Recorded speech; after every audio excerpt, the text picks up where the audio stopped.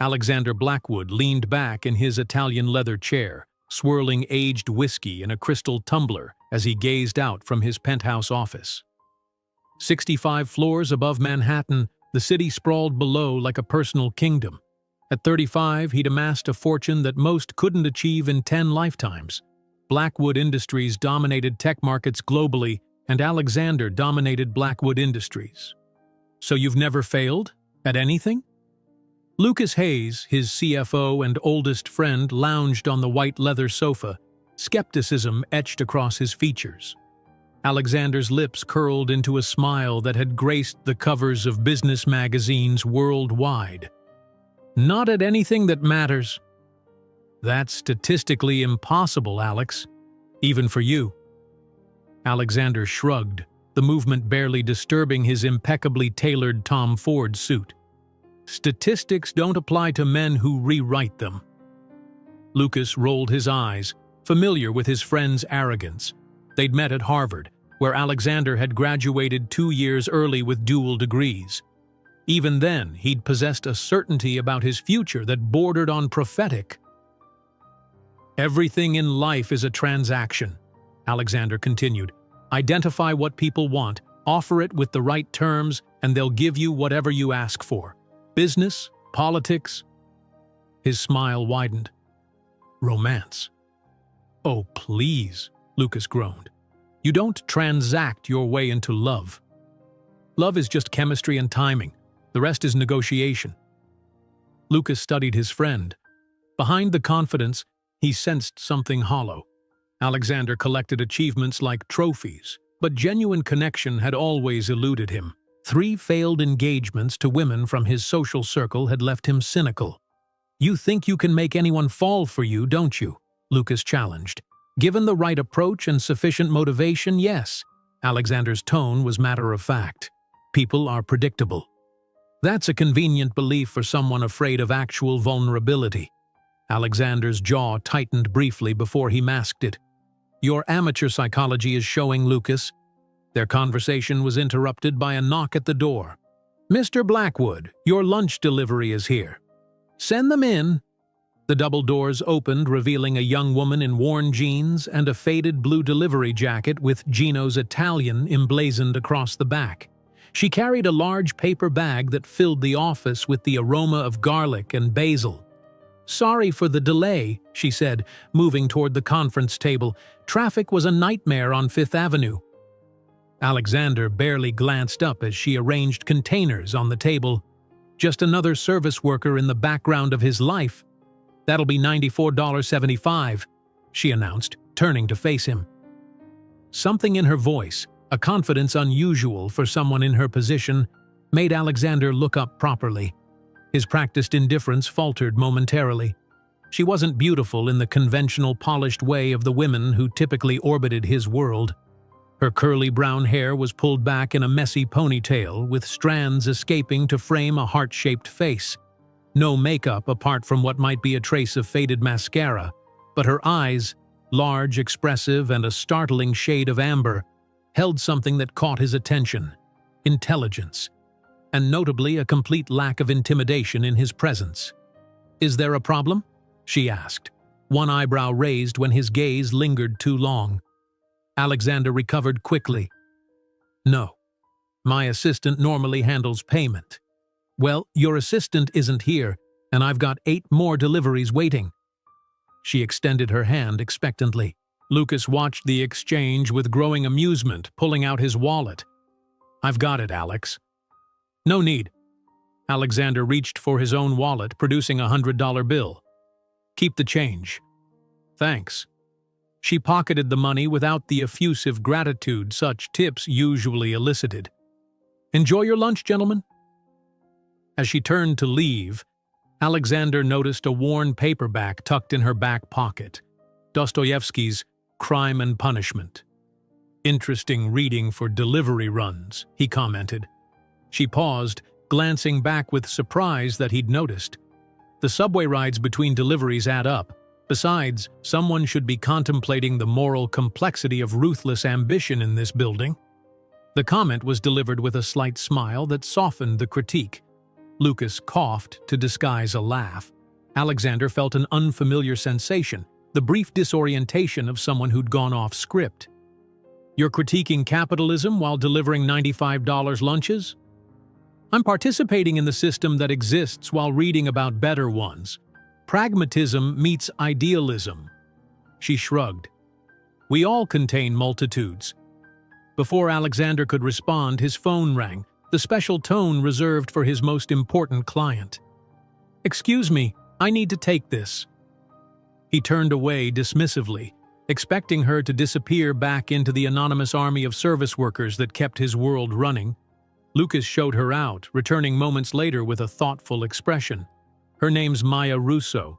She's working 3 jobs while finishing her master's thesis in social economics, and she just thoroughly read you in under 30 seconds. Alexander ended his call, irritation flickering across his features. She's a delivery person who happens to read Russian literature. Let's not exaggerate her depth. That's exactly the kind of dismissive assumption she was calling out. Lucas settled back on the sofa, a challenge forming. You know what? I've just figured out how to prove your anyone can be transacted theory wrong. I'm listening. A wager. You have 7 days to make that delivery girl agree to date you. Alexander scoffed. That's hardly challenging. Money opens most doors. Without revealing your identity or using your wealth and power, Lucas clarified. She has to be interested in you, the actual human being beneath the wealth. Why would I waste my time on that? Because if I'm right, if she turns you down, you donate $50 million to her choice of charity and admit that not everything in life can be negotiated. Alexander's competitive instinct flared. And when I win, I'll stop pestering you about finding authentic connection and admit your transactional worldview is correct. Make it $100 million, Lucas whistled. Confident, aren't you? Always. Alexander extended his hand. Deal. They shook on it, but Lucas wasn't finished. One more condition. You record daily updates about your progress, honest ones. I want to document this properly. Fine, but no interference. After Lucas left, Alexander remained at the window, contemplating the challenge. It was ridiculous, of course. 7 days to make a delivery girl fall for him, without using his most powerful assets? Still, something about her lingered in his mind. That unflinching gaze, the subtle challenge in her voice. He picked up his phone. Janet, get me everything you can find on a Maya Russo. She delivers for Gino's Italian. I want education history, employment records, social media, address, regular hangouts, and tell Gino's I want her assigned to all our lunch deliveries this week. Alexander Blackwood didn't approach challenges half-heartedly. If he was playing this game, he would win it like he won everything else, with thorough preparation and strategic execution. What he didn't anticipate was how this particular game would change all his carefully constructed rules. Later that evening, Maya climbed the 5 flights of stairs to her apartment in Queens, legs aching from miles of delivery routes. The ancient elevator had been temporarily out of service for the 14 months she'd lived there. She balanced a bag of groceries while fumbling for her keys. Inside, the apartment was small but meticulously organized. Bookshelves lined every available wall, crammed with well-worn volumes.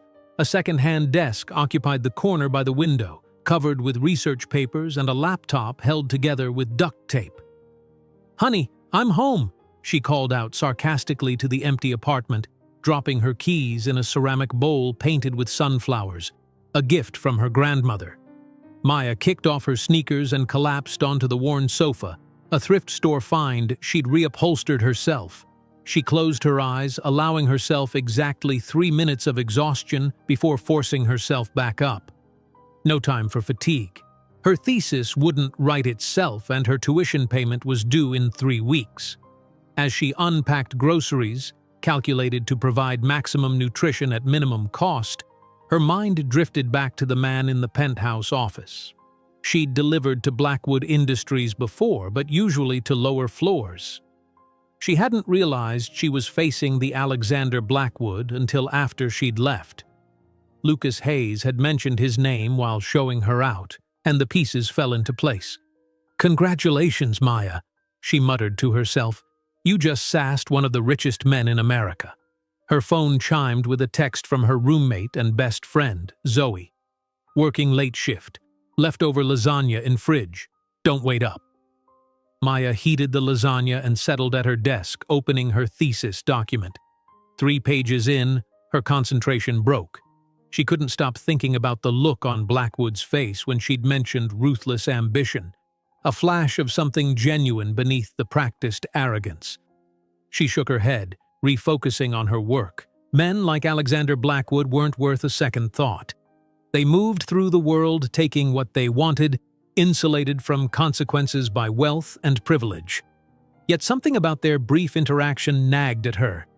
It wasn't attraction, though she wasn't blind to his obvious physical appeal.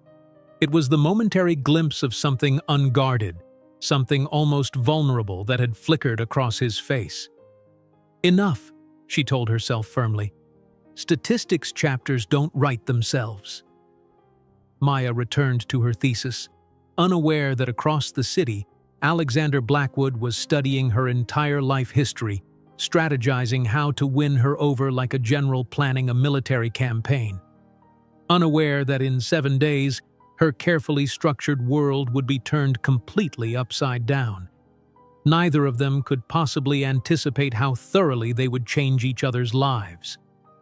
Alexander studied the dossier on Maya Russo as he sipped his morning espresso. His assistant had been thorough, compiling a comprehensive profile overnight. 27 years old. Parents immigrated from Italy when she was 5. Father a carpenter, mother a seamstress, both deceased in a car accident when Maya was 19, graduated summa cum laude from CUNY despite working throughout college, currently pursuing a master's in social economics at Columbia, researching wealth inequality and sustainable economic models. "Ironic," he murmured. Beyond work and school, Maya volunteered at a community literacy program in her Queens neighborhood. Her social media presence was minimal. No Instagram, a rarely used Facebook account, and a Twitter profile where she occasionally shared articles about economic reform, financial status, perpetually precarious, student loans, a small life insurance payment from her parents, and 3 part-time jobs keeping her afloat. Delivery work at Geno's, weekend shifts at a bookstore, and online research assistance for a progressive think tank. Alexander closed the file, contemplating his approach. Clearly, flaunting wealth would backfire spectacularly with someone whose thesis literally critiqued excessive accumulation of capital. He needed to appear ordinary, relatable. The very concept was foreign to him. He picked up his phone. "Janet, cancel my meetings today, and send someone to purchase casual clothes. Jeans, t-shirts, nothing with visible designer labels." "Sir?" His assistant's confusion was evident. "I need to go undercover for a few days."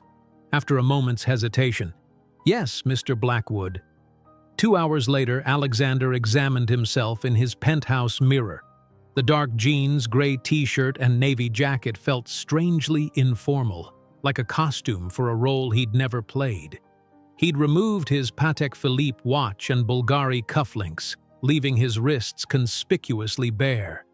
"Ridiculous," he muttered, running a hand through his meticulously styled hair, deliberately mussing it for a more casual appearance. Still, the man in the mirror exuded privilege. The clothes might be ordinary, but his posture, his grooming, even the confidence in his gaze marked him as someone accustomed to the finest things. Alexander sighed. This would be more challenging than anticipated. According to the schedule Janet had procured, Maya was working at Forward Books in Brooklyn today. He'd have to approach as a customer, initiate conversation naturally, and make an impression strong enough to build upon. Simple in theory. In practice, he'd never actually pursued a woman without the context of his wealth and status creating immediate interest. 40 minutes later, Alexander pushed open the door of the small bookstore. a bell chiming softly above him.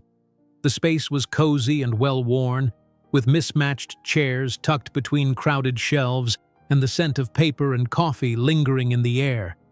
He spotted Maya immediately, shelving books near the back, a red sweater replacing yesterday's delivery uniform.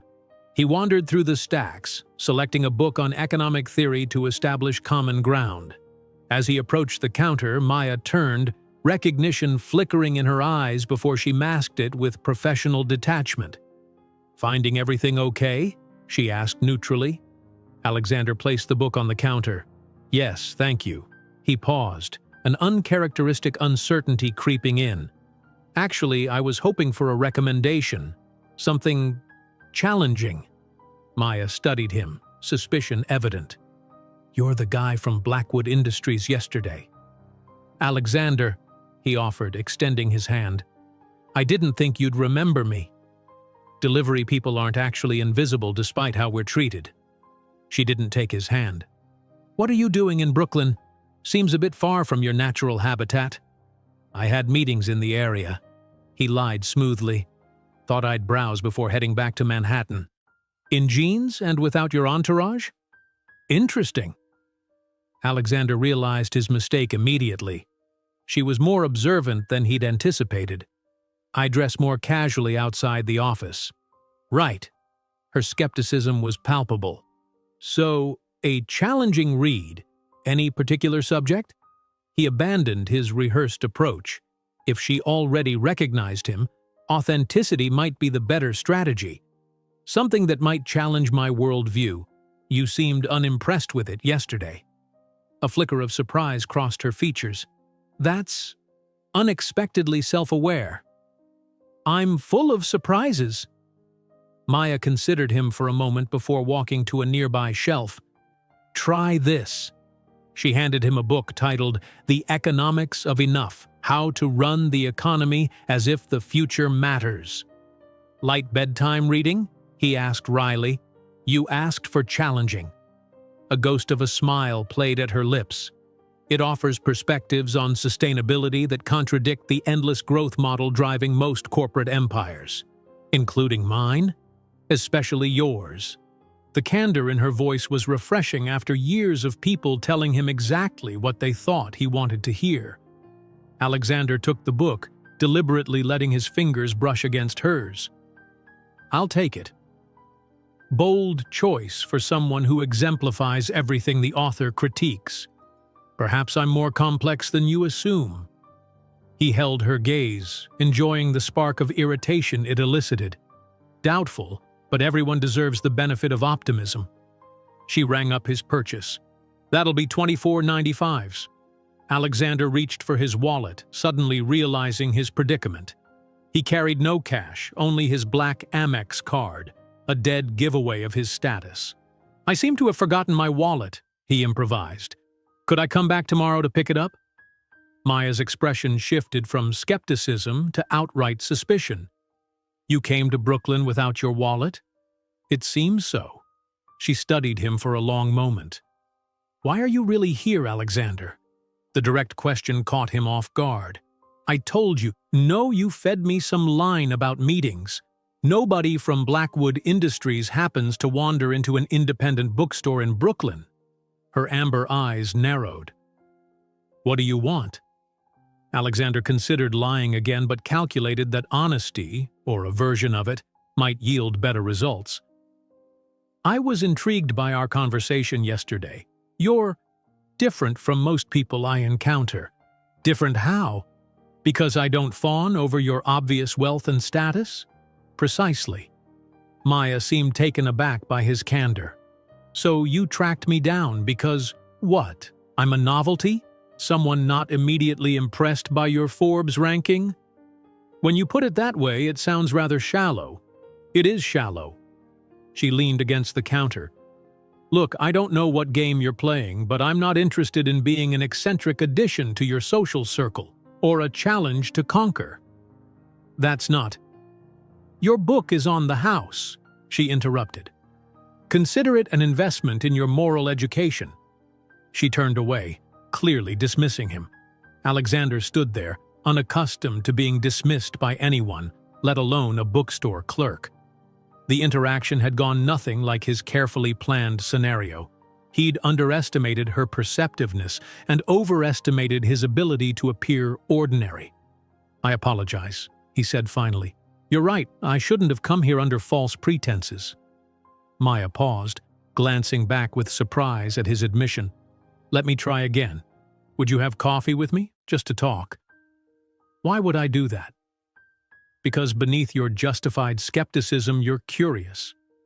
He offered his most genuine smile, the one rarely seen in boardrooms or press photos. "And because I genuinely found our conversation yesterday refreshing." Maya studied him, conflicting emotions crossing her face. "I don't date customers or billionaires. It's just coffee, not a merger proposal. Besides, right now I'm just a guy without a wallet who's been thoroughly called out on his pretense." Against her better judgment, Maya felt a smile tugging at her lips. There was something almost charming about seeing the mighty Alexander Blackwood humbled, however, temporarily. "Fine, one coffee. But not today. I have a paper due. Tomorrow at Hazelnut Cafe on 7th Avenue, noon." "Noon," he confirmed, surprised at his own relief. "Thank you." As Alexander left the bookstore, he realized he was still carrying the unpaid-for book. More surprisingly, he actually wanted to read it. Back in his penthouse that evening, Alexander recorded his daily update for Lucas. "Day 1 of your ridiculous challenge. Initial contact established, though not as smoothly as anticipated. Maya recognized me, which complicated the approach. However, I've secured a coffee meeting for tomorrow. Her defenses are substantial but not impenetrable. She's intelligent, perceptive, and refreshingly direct. The lack of sycophancy is unusual. I'm adjusting my strategy accordingly." He paused, considering whether to admit the rest, then continued grudgingly, "I underestimated the difficulty of appearing ordinary. Wealth isn't just what I have, it's fundamentally who I am. Removing visible signifiers doesn't change the underlying reality." Alexander ended the recording, then opened Maya's recommended book. He'd intended to skim it for conversational fodder, but found himself genuinely engaged by the arguments challenging his fundamental business philosophies. By 2 a.m., he'd filled the margins with notes, some dismissive, others thoughtful. Across the city, Maya sat at her desk, research papers spread around her as she worked on her thesis. Her roommate Zoe leaned against the doorframe, eyebrows raised. "Wait, Alexander Blackwood? The Alexander Blackwood asked you out? And you said yes?" "It's coffee, not a date," Maya corrected, not looking up from her laptop. "And I only agreed because he seemed so pathetically out of place trying to act like a normal human." "Uh-huh." Zoe's tone was skeptical. "Nothing to do with the fact that he's gorgeous, brilliant, and could fund your entire research project with his pocket change?" Maya finally looked up. "You know my feelings about wealth concentration. Men like him are literally the problem I'm studying." "Men like him, sure. But him specifically? You have to admit there's something compelling about someone who built an empire from nothing. Built on exploited labor and environmental degradation." Maya sighed. "I'm going because I'm curious why he's slumming it in Brooklyn bookstores when he could be on his private island. And maybe to deliver a few unfiltered opinions about economic justice to someone who could actually impact systemic change." Maya grinned. "Consider it field research." Zoe laughed. "Just be careful. Men with that much power aren't used to hearing no." "Trust me, I have absolutely no interest in Alexander Blackwood beyond intellectual curiosity." As Maya returned to her thesis, she found her thoughts drifting to tomorrow's coffee meeting. Despite her protestations to Zoe, she couldn't deny a certain curiosity about the man behind the billion-dollar empire. Not attraction, she told herself firmly, just academic interest in a living embodiment of the system she critiqued. Meanwhile, Alexander closed Maya's book, troubled by arguments he couldn't easily dismiss. Tomorrow's coffee would be more than a step toward winning his wager. It would be a genuine chance to understand a perspective fundamentally opposed to his own. Neither realized that their carefully constructed worldviews were already beginning to shift. The Hazelnut Cafe was nothing like the sleek establishments Alexander typically frequented. Mismatched furniture crowded the small space, walls adorned with local artwork, and the menu was handwritten on a chalkboard behind the counter. No host greeted him, no staff rushed to pull out his chair. Anonymity felt distinctly uncomfortable.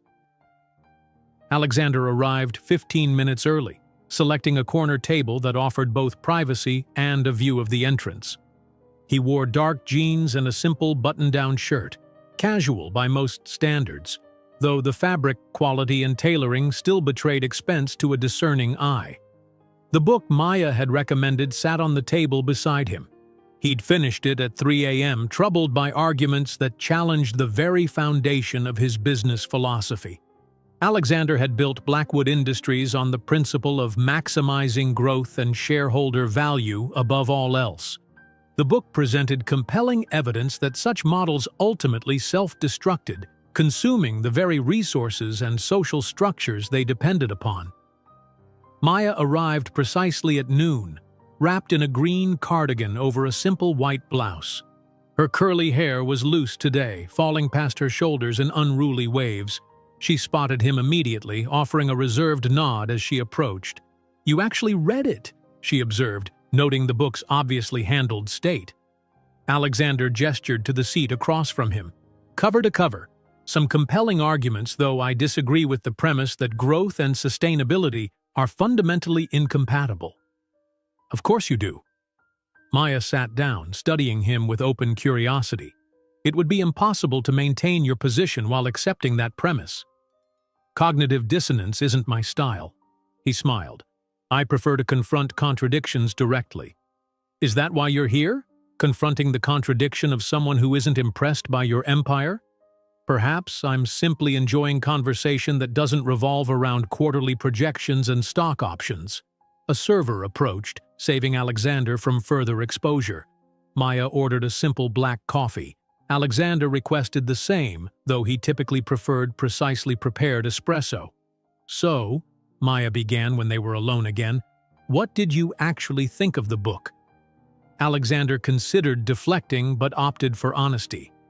It's easier to dismiss economic dissidents when they're idealistic college students or anti-capitalist protesters.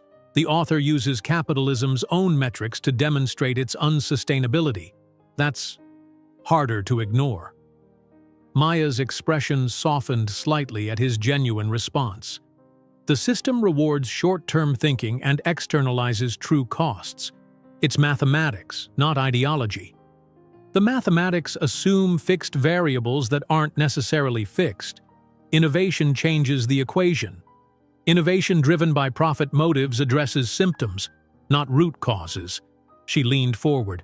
Your own company's green initiatives, carbon offsets, recycling programs, they're band-aids on bullet wounds. Alexander raised an eyebrow. You've researched Blackwood Industries? Know thy enemy, she replied with a slight smile. I study wealth inequality. Your company is a case study in how modern capitalism concentrates resources. You see me as the enemy? I see the system as the enemy. You're just its most successful player. Their coffees arrived. Maya sipped hers black, while Alexander found himself missing the precisely calibrated blend his personal chef prepared each morning. Tell me about your research, he said, genuinely curious. Maya hesitated, as if weighing whether his interest was sincere.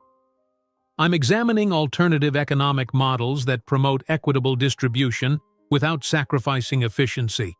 Stakeholder-driven structures, community wealth building, regenerative economic flows. Sounds utopian. Is a livable planet where people's basic needs are met really so utopian? She shook her head. That's how broken our expectations have become. Alexander found himself drawn to her passion, the way her eyes lit up when discussing concepts she cared about. Unlike the calculated enthusiasm of his usual associates, Maya's conviction appeared entirely genuine. You're right about one thing, he conceded. The current model isn't sustainable long-term. Maya's surprise at his admission was evident. Yet Blackwood Industries continues expanding aggressively. The game has established rules. I didn't create them. But you enforce them. You have the power to change them. You overestimate a single company's influence. Do I? Maya challenged. Your personal wealth exceeds the GDP of 40 countries. Your company employs over 200,000 people. The politicians you support shape policy. If you don't have the power to create change, who does? Alexander fell silent, unaccustomed to being held personally accountable. In his world, business was business, impersonal, strategic, divorced from moral considerations beyond legal compliance. What about you? He countered, shifting focus. 3 jobs while completing a master's degree. That's impressive dedication. That's economic necessity. My parents didn't leave me a trust fund. They left you something more valuable. Determination. Maya's expression softened unexpectedly. They did. My father worked 14-hour days building other people's dream homes while we lived in a tiny apartment. My mother altered expensive clothes for wealthy women while making our clothes from remnants. She traced the rim of her coffee cup. They believed education was the path to stability. When they died, continuing seemed the only way to honor their sacrifice. This unguarded glimpse into her life affected Alexander more than he anticipated. I'm sorry about your parents. Thank you. Her response was quiet, genuine. My parents died too, he found himself saying. Car accident when I was 12. I know. It was in your Forbes profile. The profile didn't mention that my father was driving drunk or that my mother enabled his alcoholism for years. Alexander rarely discussed this truth. The official story is more palatable for shareholders. Maya studied him with newfound interest. That must have been difficult. My grandfather raised me afterward, taught me that wealth was the only true protection in an uncertain world. Alexander shrugged. Hence my dedication to accumulating it. Security through accumulation is an illusion, Maya said gently. None of your billions prevented my parents' accident or yours. The observation struck with unexpected force. Before Alexander could respond, Maya's phone alarm chimed. I have to get to class, she said, gathering her things. This was not what I expected. In a good way, I hope? Alexander found himself genuinely concerned about her answer. Maya considered him. Let's say I'm reserving judgment. Would you reserve judgment over dinner tomorrow? The words emerged before strategic calculation could filter them. She hesitated. I have work until 8. After 8, then. Why are you pursuing this, Alexander? We inhabit completely different worlds. He could have offered a practiced line, something smooth and flattering. Instead, he opted for a version of the truth. Because you challenge me. Most people tell me what they think I want to hear. You tell me what you actually think. Maya appeared conflicted. Florey's on 9th Street, 8:30. They serve the best Italian food outside of my Nonna's kitchen. I'll be there. After she left, Alexander remained at the table contemplating their conversation. The coffee had been mediocre, the cafe noisy and inefficient, yet it had been the most stimulating hour he'd spent in months. Maya's perspective was fascinating. Not just her critique of his business practices, but her entire worldview, shaped by experiences so different from his own. For the first time, he felt a twinge of discomfort about the wager with Lucas. There was something distasteful about reducing Maya to a conquest, especially after glimpsing the authenticity behind her defenses. That evening, Alexander recorded his update. Day 2, coffee meeting successful, dinner arranged for tomorrow. Maya is not what I expected. Her critiques of capitalism are surprisingly sophisticated. She sees systemic issues clearly, but without the typical resentment of the unsuccessful. There's a genuine intellectual foundation to her position. He paused, then added more quietly. She maintains significant skepticism about my motives, which is justified. I'm beginning to question them myself. Across the city, Maya walked into her apartment to find Zoe waiting expectantly on the couch. Well, how was coffee with the billionaire? Did he arrive in a golden carriage? Maya dropped her backpack and collapsed beside her friend. It was confusing. Confusing how? He actually read the book I recommended, had intelligent things to say about it. Maya stared at the ceiling, and he seemed genuinely interested in my research. Shocking. Attractive woman, attractive man, mutual interest, alert the media. It's not like that, Maya insisted. We're fundamentally opposed on virtually everything that matters. Except you agreed to have dinner with him tomorrow. Zoe's expression turned serious. Maya, what are you doing? This guy represents everything you're fighting against in your work.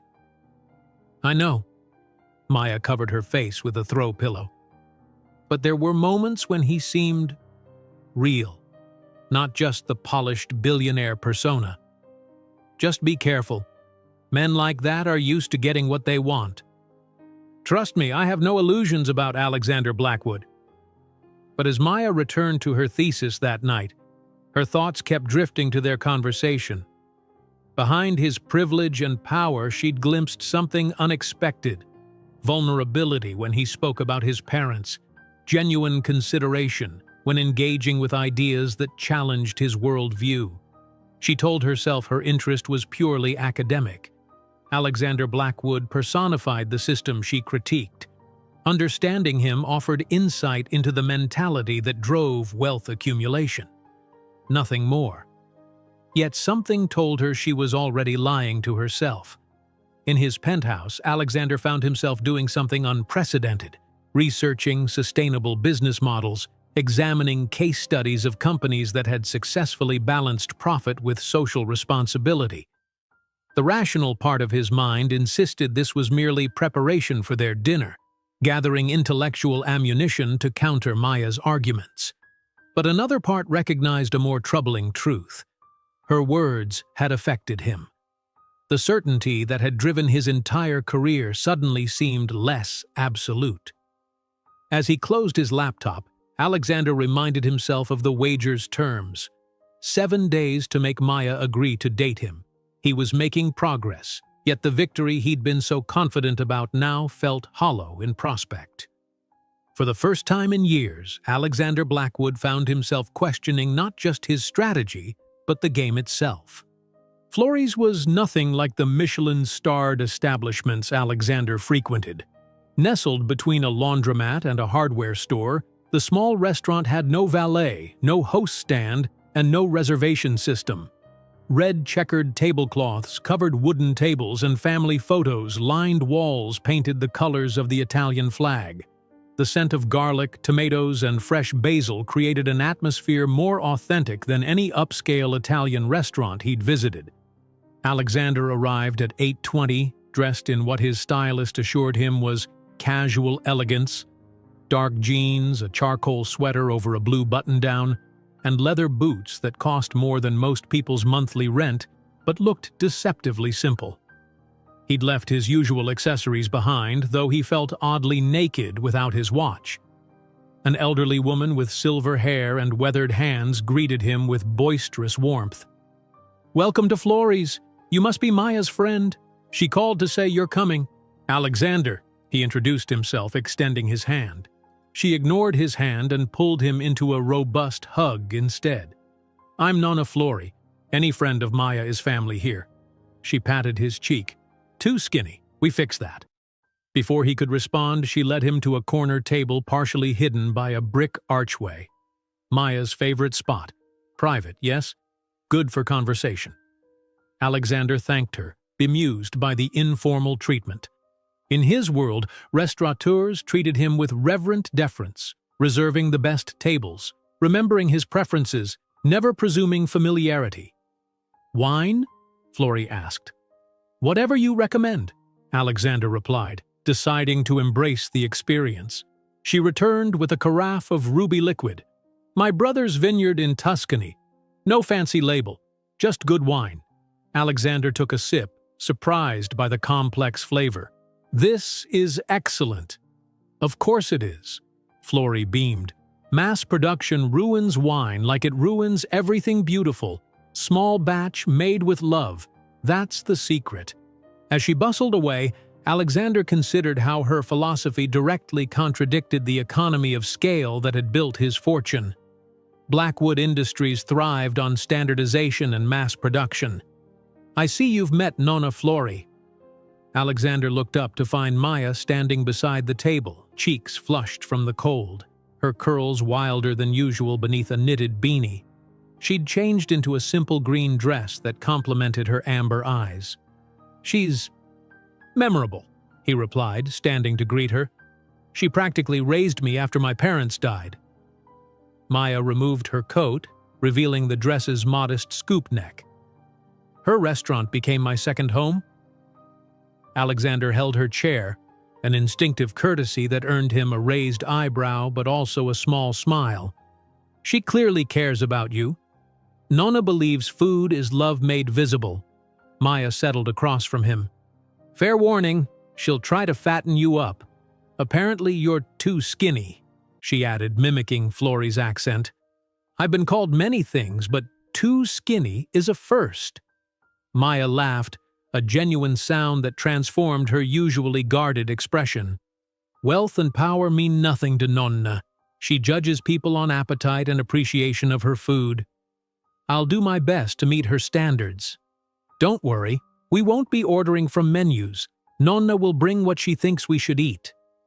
As if on cue, Flori returned with a platter of antipasti, cured meats, cheeses, marinated vegetables, and fresh bread. "Mangia, good food, good conversation, this is living." The informal approach was refreshingly different from Alexander's usual dining experiences, where every element was calibrated to his preferences. Here, surrendering control felt strangely liberating. "So," Maya began, spreading roasted red pepper on bread, "have you had any earth-shattering revelations since yesterday about economic justice?" "I spent 3 hours researching alternative business models last night," Alexander admitted. "Your stakeholder-driven approach has historical precedent in Japanese keiretsu systems." Maya paused mid-bite, surprise evident. "You actually researched it?" "I told you, cognitive dissonance isn't my style. If a theory challenges my worldview, I investigate." "And your conclusion?" "Implementation is complex but not impossible. Shifting from shareholder primacy to stakeholder balance would require fundamental restructuring of corporate governance, compensation incentives, and success metrics. But it's feasible. Theoretically." Alexander sipped his wine.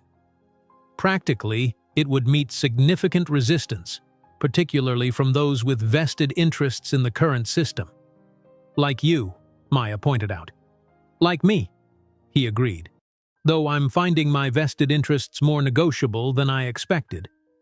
Their conversation paused as Flori delivered handmade pasta with a sauce so aromatic it made Alexander's mouth water involuntarily. When she departed, Maya studied him thoughtfully. "Why are you really here, Alexander? In this neighborhood, in this restaurant, with me? I keep asking myself what someone like you wants from someone like me." Alexander considered several responses: charm, deflection, partial truth. Instead, he chose honesty. "I'm here because you're the first person in years who doesn't care about what I can do for them. You challenge me intellectually and don't defer to my position." He twirled pasta around his fork. "And if I'm being completely honest, I find that refreshing, maybe even attractive." Maya looked skeptical. "So this is about novelty? The billionaire slumming it for an authentic experience?" "You asked for honesty, not flattery." "Fair enough." She nodded, seemingly appreciating his directness. "Though I'm still not convinced this isn't some kind of sociological experiment for you. And I'm not convinced your interest is purely academic, despite your objections to everything I represent." Maya's cheeks flushed slightly. "Touché." The tension between them shifted, becoming something else, a mutual recognition of attraction despite their fundamental differences. "Tell me something real," Maya challenged. "Something the Forbes profile doesn't cover." Alexander considered the request. "I hate board meetings. 12 people pretending to care about long-term strategic vision when all they want is next quarter's dividends. I built the company to create something lasting, something innovative. Most days it feels like I'm just managing wealth rather than creating value. The admission surprised him as much as it seemed to surprise her. That's not what I expected, Maya said softly. Your turn, he prompted. Something real. She traced the rim of her wine glass. I'm terrified of failing. My parents sacrificed everything for my education. Some days I think my research is just tilting at windmills, that the system is too entrenched to ever change. Yet you continue. What choice is there? Surrender to inevitable ecological collapse and widening inequality? Most people do exactly that. They adapt to the world as it is rather than trying to reshape it. Is that what you've done? Adapted rather than reshaped? The question struck uncomfortably close to a truth Alexander rarely acknowledged. Initially, I wanted to revolutionize the tech industry, create truly innovative products that improved lives. Somewhere along the way, growth became the objective rather than the byproduct. It's not too late to redirect, Maya said, leaning forward. You have resources and influence most changemakers can only dream about. Before Alexander could respond, their conversation was interrupted by a commotion at the front of the restaurant. A man in an expensive suit was arguing loudly with Nonna Flori. Reservation? We no take reservations? Flori was saying, hands on her hips. You wait like everyone else. Do you know who I am? The man demanded. Yes. Rude man who doesn't understand how restaurant works. Maya grimaced. That's Calvin Reynolds, real estate developer who's been trying to buy this building for years. Wants to demolish it for luxury condos. Alexander recognized the name. Reynolds Development was a mid-tier player known for aggressive gentrification projects in emerging neighborhoods. I take it Nonna isn't selling? This restaurant is her life, but the neighboring businesses have sold, and the pressure increases daily. Reynolds spotted them, his eyes narrowing as he recognized Maya. He pushed past Flori and approached their table. Ms. Russo, he greeted with false warmth. Still advising Nonna to cling to a failing business model? This neighborhood is evolving. She could take the buyout and retire comfortably. This neighborhood is a community, not an investment opportunity, Maya replied evenly. And Flori's is its heart. Reynolds's gaze shifted to Alexander, his expression changing as recognition dawned. Mr. Blackwood, I didn't expect to see you here. Alexander assessed the situation instantly. Reynolds clearly knew him, which risked exposing his wealth and status to Maya. However, the developer's presence offered an opportunity to demonstrate values Maya would respect. Reynolds, he acknowledged coolly. I don't believe we've been formally introduced. Calvin Reynolds, Reynolds Development. He extended his hand, which Alexander deliberately didn't take.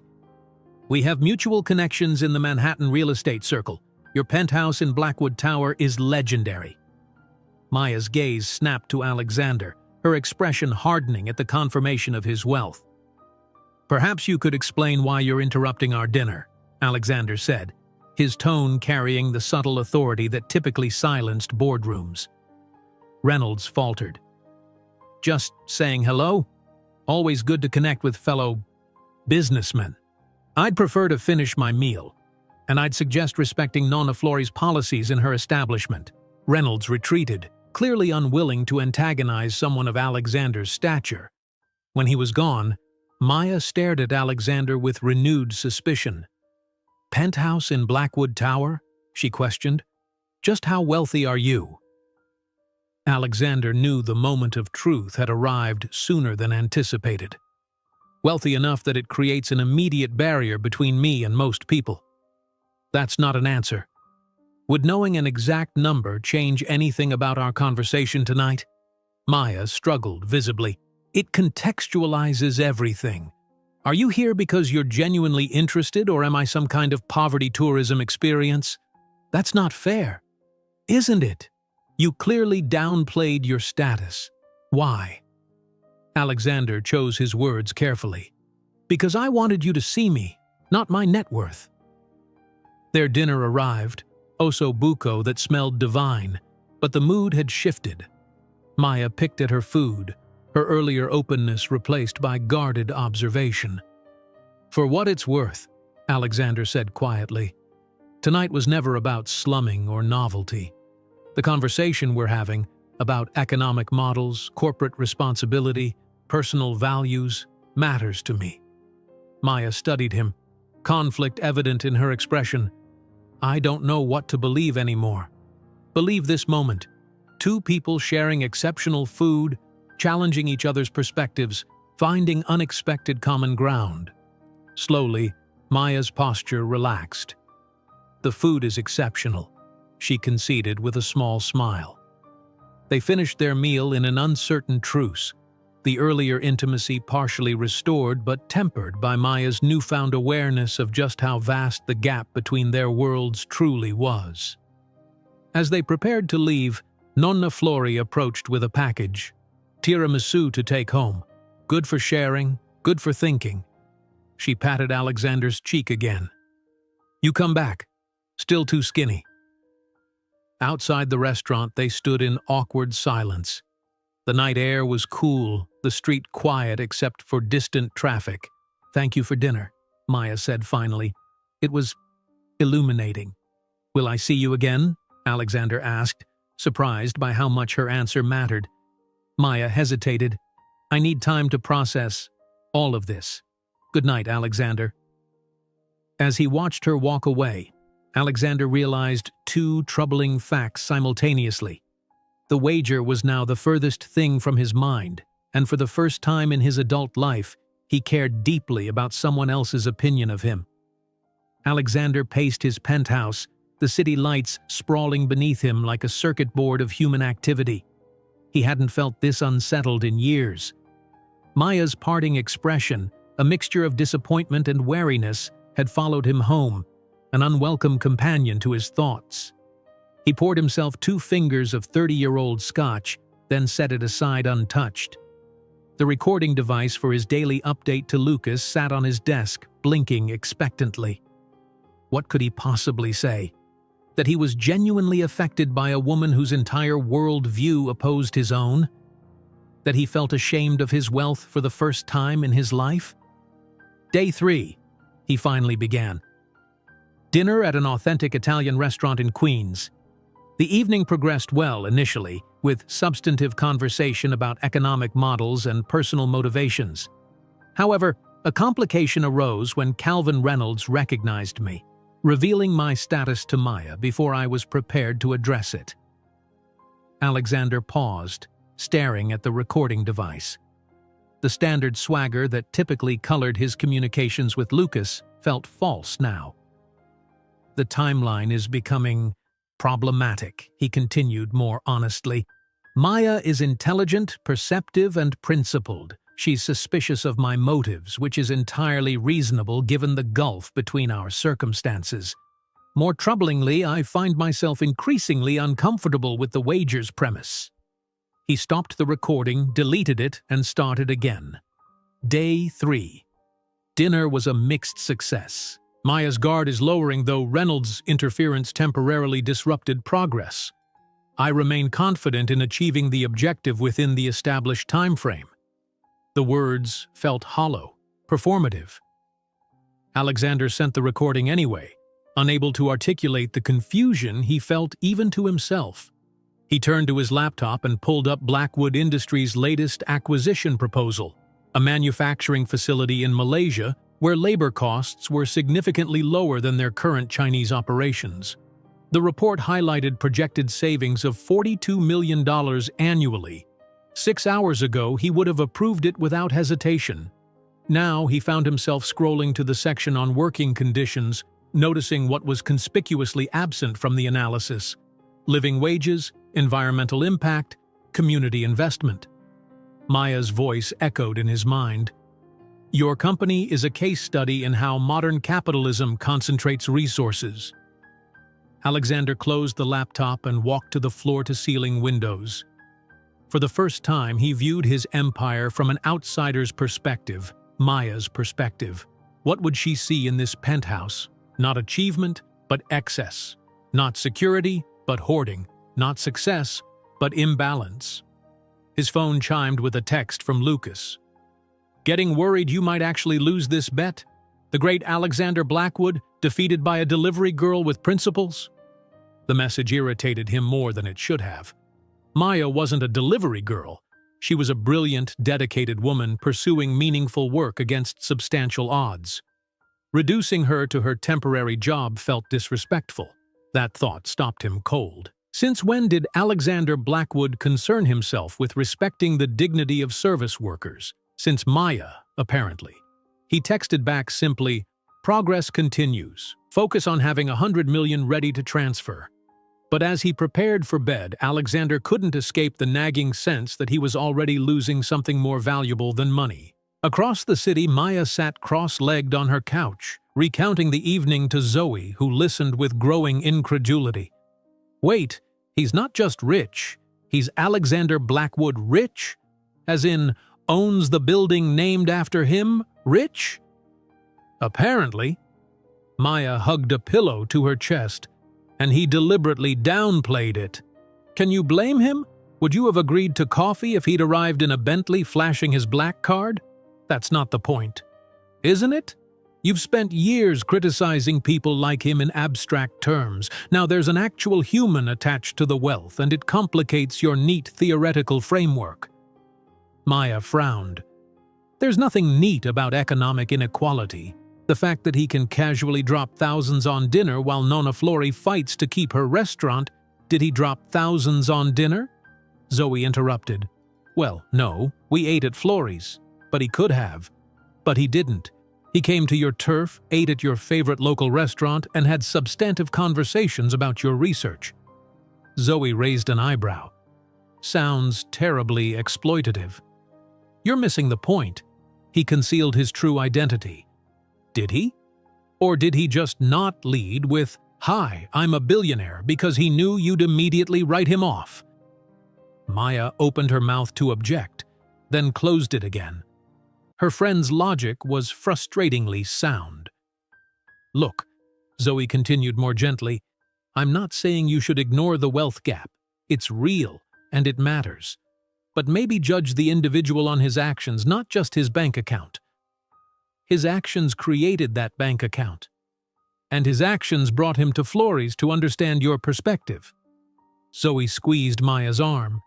Just consider the possibility that people, even obscenely wealthy people, can surprise you. After Zoe went to bed, Maya opened her laptop to work on her thesis. Instead, she found herself searching for more information about Alexander Blackwood. The official narrative was familiar. Orphaned at 12, raised by his stern grandfather, built Blackwood Industries from a small tech startup into a global conglomerate. But she also found articles detailing innovation grants for minority entrepreneurs, significant donations to education initiatives, a pandemic response that kept all employees on payroll with full benefits despite plummeting revenues. These complexities didn't negate her critiques of the system that allowed such wealth concentration, but they did suggest Alexander wasn't merely a one-dimensional villain in her economic morality play. Maya closed her laptop, more confused than ever. The man she'd had dinner with, thoughtful, engaged, surprisingly vulnerable at times, didn't align with her preconception of a billionaire industrialist. Yet the vast gulf between their circumstances remained an immutable fact. Her phone buzzed with a text from an unknown number. Thank you for tonight. The conversation, the food, and especially the company were exceptional. Alexander. She stared at the message, unsure how to respond or whether to respond at all. After several attempts at drafting replies, she finally sent, "How did you get my number?" His response came immediately. "Your website has your contact information. I hope that's not overstepping." Maya grimaced. Of course he'd researched her. "It's fine. And dinner was, interesting." Interesting good or interesting bad? Complicated. I excel at complicated. Give me another chance to prove it. Central Park, Saturday afternoon. There's an economic justice rally I thought you might want to attend." Maya blinked at the screen in surprise. Alexander Blackwood was inviting her to an economic justice rally? "Are you serious?" She texted back. "Entirely. Consider it field research. You can observe the protesters, and I can observe you observing them." Despite herself, Maya smiled. "You're very strange for a billionaire." "I prefer uniquely compelling. Saturday, 2 p.m. Meet at the Columbus Circle entrance, and this is not a date." "Of course not. It's academic field research." Maya set her phone down, fighting the warmth spreading through her chest. This was dangerous territory, developing feelings for someone whose very existence represented systemic problems she'd dedicated her life to addressing. Yet she couldn't deny the connection forming between them, inconvenient and unexpected as it was. The following morning, Maya's precarious financial reality reasserted itself harshly. Her laptop, essential for her research, classes, and online work, died completely, the screen going black mid-paragraph on her thesis. No amount of troubleshooting revived it. The repair shop confirmed her fears. The motherboard was fried. A replacement would cost more than a new machine, and both options exceeded her meager savings, especially with tuition due. Outside the shop, Maya leaned against the wall, fighting tears of frustration. 3 years of research, drafts of her thesis, work documents, all trapped on a machine she couldn't afford to fix or replace. Her professor had granted a 2-week extension on her thesis chapter, but without a computer, even that seemed impossible. The library computers had limited availability and 2-hour time restrictions. As she calculated which bill she could postpone to afford a basic replacement, her phone rang with an unknown number. "Ms. Russo? This is Dean Harrison's office at Columbia. We're pleased to inform you that you've been selected for the Economic Innovation Fellowship. It includes a stipend and research equipment, including a new laptop which is available for immediate pickup." Maya blinked in confusion. There must be a mistake. "I didn't apply for that fellowship. An anonymous donor established it recently, and the faculty recommended you based on your research focus. The paperwork will explain everything. Shall we expect you this afternoon?" Dazed, Maya agreed and ended the call. An anonymous donor with impeccable timing? It seemed too coincidental. Her suspicion was confirmed when she arrived at the administration office. The new laptop was top of the line, far exceeding standard university equipment. The attached letter referenced her specific research areas with familiar language she'd used with only one person recently: Alexander. Her initial reaction was indignation. How dare he swoop in with his millions to rescue her? It felt patronizing, a demonstration of the very power imbalance she critiqued in her work. Yet as she set up the laptop in her apartment, more complicated feelings emerged. The machine would genuinely advance her research, potentially helping her develop models that challenged the very system that had enriched Alexander. There was a certain ironic justice in that. More troublingly, the gesture revealed attentiveness she hadn't expected. Alexander had listened to her academic goals, understood their importance to her, and found a way to support them that maintained her dignity, anonymous, merit-based, institutionally validated. Maya sent a text before she could reconsider. "Was the Economic Innovation Fellowship you're doing?" No response came for nearly an hour. Finally, "I may have mentioned your research to some contacts in Columbia's economics department. The fellowship's selection committee made their own decision based on merit." "You can't just throw money at problems, Alexander." "I didn't. I connected resources to talent, specifically your talent. The committee recognized your work's value independently." Maya couldn't decide if she was touched or troubled. "Why?" His response was simple. "Because your work matters, and because I'm still hoping to see you Saturday." Against her better judgment, Maya found herself smiling. 2 p.m. Don't be late. She set the phone down, the conflict within her intensifying.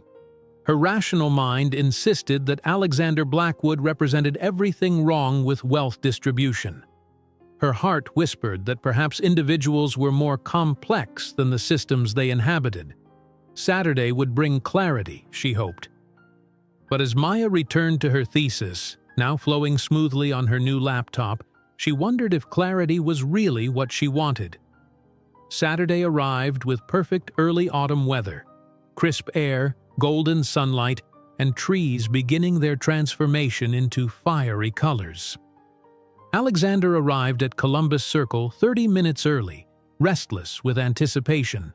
He'd dressed with careful consideration, dark jeans, a plain navy sweater over a button-down, and, after much deliberation, his least expensive watch. Nothing that screamed wealth, yet nothing that felt like a costume. He'd spent the morning reviewing the rally's organizers and their demands. Increased taxes on the ultra-wealthy corporate accountability legislation, expanded social safety nets, essentially policies that would directly impact his bottom line.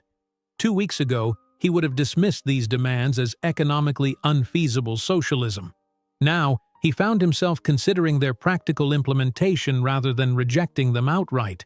The past 2 days had been filled with unexpected self-reflection. Alexander had postponed the Malaysian acquisition, requesting additional analysis of labor conditions and environmental impact. He'd initiated conversations with his executive team about stakeholder-focused metrics alongside shareholder returns. Small steps, perhaps performative ones, but they felt necessary somehow. Lucas had called yesterday, concerned about the terse updates and Alexander's unusual business decisions. "Are you actually falling for this girl?" he'd asked incredulously. "I'm simply seeing my business through fresh perspectives," Alexander had deflected. "Bull, you've never questioned profit maximization in your life. This has to be strategic. Gaining her trust to win the bet?" Alexander had ended the call abruptly, uncomfortable with Lucas's assessment yet unable to articulate why. The wager now felt juvenile, reductive. The need to impress Maya, to genuinely impress her, not just seduce her, stemmed from something deeper than competitive pride. "You came." Alexander turned to find Maya approaching, looking effortlessly beautiful in jeans, boots, and a green jacket.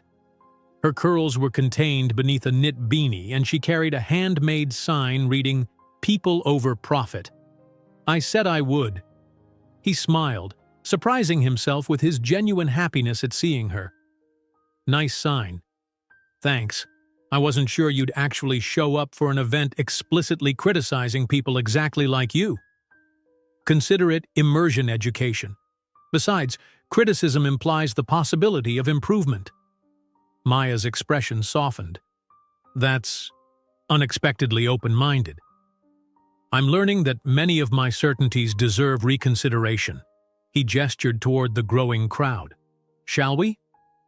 They joined the flow of protesters moving toward the rally's staging area. Alexander observed everything with keen interest: the diversity of participants, the creativity of their signs, the underlying organization of what appeared chaotic. This wasn't the disorderly mob that financial news portrayed. These were ordinary people united by concern for systemic problems. Maya greeted several fellow protesters, introducing Alexander simply as a friend interested in learning more. No one recognized him without his usual context of boardrooms and benefits. "So, what do you think so far?" Maya asked as they found a spot near the stage. "It's more organized than media coverage suggests, and the demands are less radical than portrayed. Many are policy standards in other developed nations." She studied him with frank surprise. "Have you been researching economic justice?" "Know thy enemy?" He quoted her with a small smile. "Actually, yes. I've been reading the sources cited in your thesis proposal." "You found my thesis proposal?" "It's published on Columbia's research portal. Your analysis of Nordic mixed economic models is particularly compelling, though I question the transferability to larger, more diverse economies." Before Maya could respond, the speakers began. Alexander listened attentively as activists, economists, and community organizers presented data on wealth inequality, corporate tax avoidance, and the human cost of prioritizing profit above all else.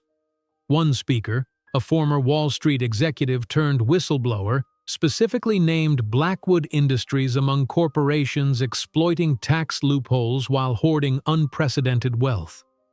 Alexander tensed, aware of Maya watching him closely. "He's not wrong," Alexander admitted quietly. "Our effective tax rate last year was 4.3% despite record profits. Perfectly legal, but ethically questionable." Maya's expression was unreadable. Most billionaires would defend that practice vigorously. "I'm trying honesty instead. How's it working?" Her lips quirked. "It's disarming." When the formal speeches concluded, they joined a workshop circle discussing practical actions. Alexander mostly listened, but occasionally offered insights that only someone with intimate knowledge of corporate structures could provide. "The challenge," he noted during a discussion about corporate accountability, "is that multinational structures intentionally obscure responsibility. To create real change, you need both external pressure and internal champions willing to absorb short-term profit reductions for long-term sustainability." A gray-haired woman across the circle nodded. "Exactly why we need allies in those executive suites. Are you in corporate leadership?" "Consulting," Alexander replied smoothly. "But yes, I see these dynamics firsthand." Maya shot him a look that mingled amusement with something like respect. As the afternoon progressed, they drifted through various activities, signing petitions, joining discussion groups, examining resource tables. Alexander found himself genuinely engaged, particularly when conversations moved beyond moral outrage into practical solutions. "You're surprisingly knowledgeable about financial regulation," observed a former SEC lawyer who'd been discussing enforcement challenges. "I follow the markets closely," Alexander replied. "He's being modest," Maya interjected. "Alexander understands the system because he's part of it, which makes his perspective particularly valuable." The lawyer nodded. "We need more insiders willing to acknowledge the problems. Change happens from both outside and within." As they walked away, Alexander glanced at Maya. "That was unexpected support." She shrugged. "Your insights were valuable. I can acknowledge that while still criticizing the system that gives you disproportionate influence." "Nuance? From an activist? How refreshing," he teased. "Just because I have strong principles doesn't mean I can't recognize complexity." She bumped his shoulder lightly. "People contain multitudes, remember?" The casual contact sent a disproportionate warmth through him. Alexander was accustomed to calculated touches in social settings. Air kisses, strategic handshakes, the occasional seduction. This friendly gesture felt more intimate than any of those. They stopped at a booth collecting signatures for a wealth tax proposal. The young man behind the table handed Maya a clipboard, then turned to Alexander. "How about you, man? Support making billionaires pay their fair share?" Alexander hesitated only briefly before taking the clipboard.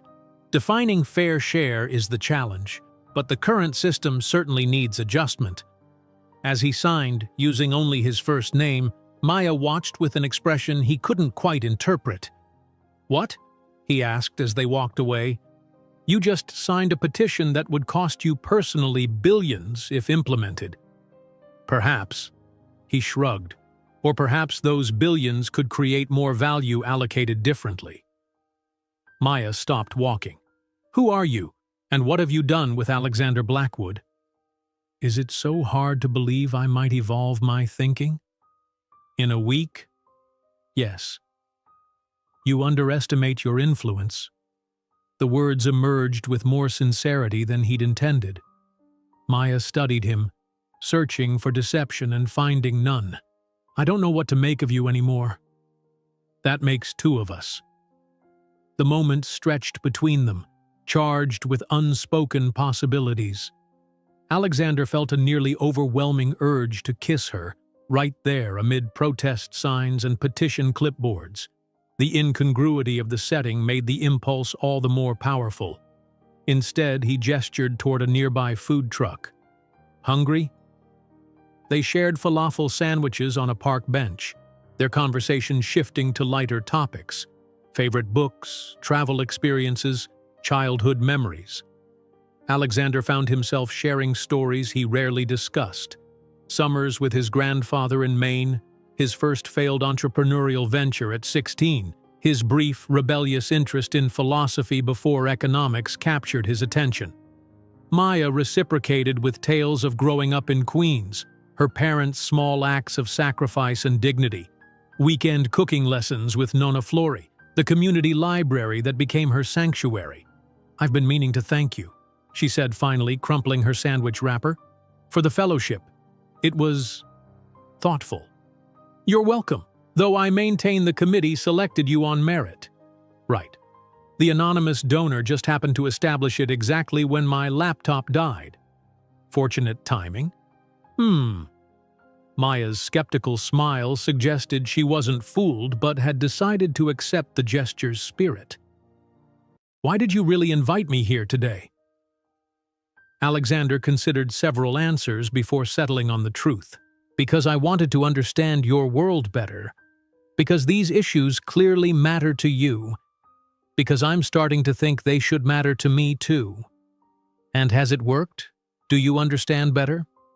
"I understand that righteous anger alone doesn't create change, that solutions require engagement from all sides, that behind statistics are real human experiences." He met her gaze directly.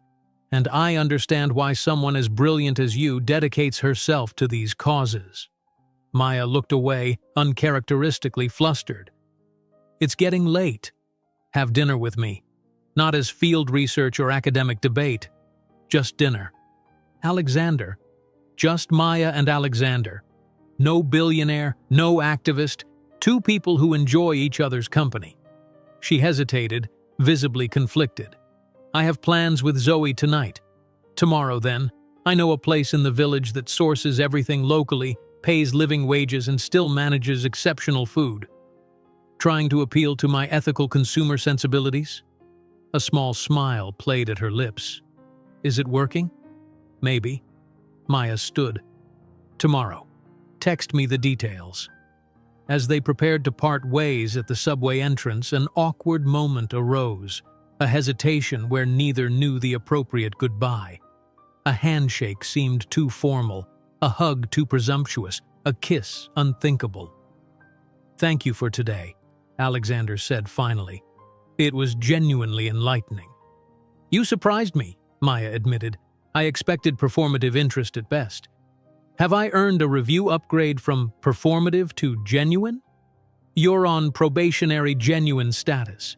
Her smile softened the assessment. "Subject to ongoing evaluation. I look forward to the continued assessment." After she disappeared down the subway stairs, Alexander remained standing there, overwhelmed by unfamiliar emotions.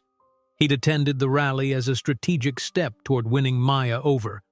He'd left with his own perspectives fundamentally shifted. That evening, when recording his update for Lucas, Alexander found himself at a loss. How could he possibly convey the significance of watching Maya passionately advocate for her beliefs? The unexpected respect he felt witnessing her intellectual framework applied to real-world problems? The simple joy of sharing falafel on a park bench, talking about everything and nothing? Day 5, he finally recorded. Rally attendance successful, continuing to make progress. Dinner scheduled for tomorrow evening. The deliberately vague update would irritate Lucas, but Alexander no longer cared.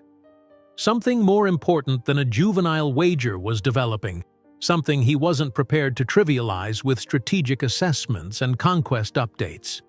For the first time in his adult life, Alexander Blackwood was falling for someone without calculating the return on emotional investment. Sunday morning found Alexander in his office, a rare occurrence on weekends. The wall of windows offered Manhattan's skyline as backdrop while he reviewed documents that had never previously troubled him. Employee compensation reports, environmental impact assessments, community displacement statistics from recent developments. His executive team had been baffled by his sudden interest in these metrics. His chief operating officer had asked point-blank if there was a PR crisis brewing that required preemptive damage control. "No crisis," Alexander had assured him, "just a more comprehensive understanding of our operations." The truth was more complicated. After yesterday's rally, Alexander couldn't unsee the human implications behind Blackwood Industries' clinical financial decisions. Each cost-cutting measure, tax strategy, and resource allocation affected real people like Maya, her neighbors, Nonna Flori. He'd spent the morning drafting a proposal for his board, a comprehensive stakeholder impact analysis framework that would evaluate business decisions beyond shareholder returns. It would be a hard sell. The board valued Alexander's leadership precisely because he delivered consistent growth and profitability. This apparent philosophical shift would raise eyebrows, if not outright resistance. Yet Alexander found himself energized by the challenge. For years, he'd dominated his industry through competitive drive and strategic brilliance. What if he applied those same qualities toward redefining success itself? His phone rang. Lucas. "Your last update was suspiciously thin," his friend began without preamble. "I'm starting to worry you've gone native with the social justice warriors." Alexander sighed. "I'm not going native. I'm having conversations with an intelligent woman about perspectives I hadn't previously considered." "Right. You're telling me that in 5 days this delivery girl has completely revamped your business philosophy? The Alexander Blackwood I know doesn't change course for anyone." "Maybe that's the problem," Alexander replied, surprising himself with the admission. "And stop calling her delivery girl. Her name is Maya, and she's more accomplished than most of our Harvard classmates." A weighted pause followed. "You're actually serious about her?" "I'm serious about reassessing assumptions I've never questioned. Maya happens to be the catalyst." "And the bet?" Alexander stared out at the city, the wager feeling increasingly distasteful. "Still in progress." 2 days left, Lucas reminded him. "Unless you're ready to concede and transfer $100 million to her choice of charity." "That won't be necessary." Alexander ended the call, discomfort settling in his chest. The bet had begun as an arrogant challenge, fueled by his certainty that anyone could be won over with the right approach. Now it felt like a betrayal of the genuine connection forming between them. How could he possibly tell Maya that their first meeting had been prompted by a wager about his ability to make her date him? Alexander pushed the thought aside, focusing instead on their dinner tonight. He'd selected Harvest, a restaurant known for ethical sourcing, fair labor practices, and exceptional cuisine. The perfect balance of values and experience. As evening approached, he found himself uncharacteristically nervous. His usual confidence in social situations had evaporated, replaced by genuine concern about Maya's impression of him. He changed outfits twice, something he hadn't done since his teens, finally settling on a charcoal sweater and dark jeans that walked the line between casual and refined. Harvest occupied a converted industrial space in the West Village, its brick walls and reclaimed wood tables creating warmth without pretension. Alexander arrived early, selecting a corner table that offered some privacy while still capturing the restaurant's convivial atmosphere. When Maya entered, his breath caught. She wore a simple burgundy dress that complemented her olive skin, her unruly curls partially tamed into a loose updo. She looked beautiful in a way that required no artifice, a natural elegance that outshone the polished socialites who typically populated his world. "You look stunning," he said as she joined him. "Thank you." A faint blush colored her cheeks. "This place is lovely. Actually walking their ethical talk from what I've read." "I did my research," Alexander smiled. The owner pioneered the living wage model in New York restaurants, all ingredients sourced within 200 miles, and they run a culinary training program for formerly incarcerated individuals. Impressive homework. Maya settled into her chair, studying him with curious eyes. "You've been busy since yesterday. How so? Online business publications are buzzing about Blackwood Industries' apparent shift toward stakeholder capitalism. Something about new assessment frameworks for corporate decisions? Alexander raised an eyebrow. You follow business publications?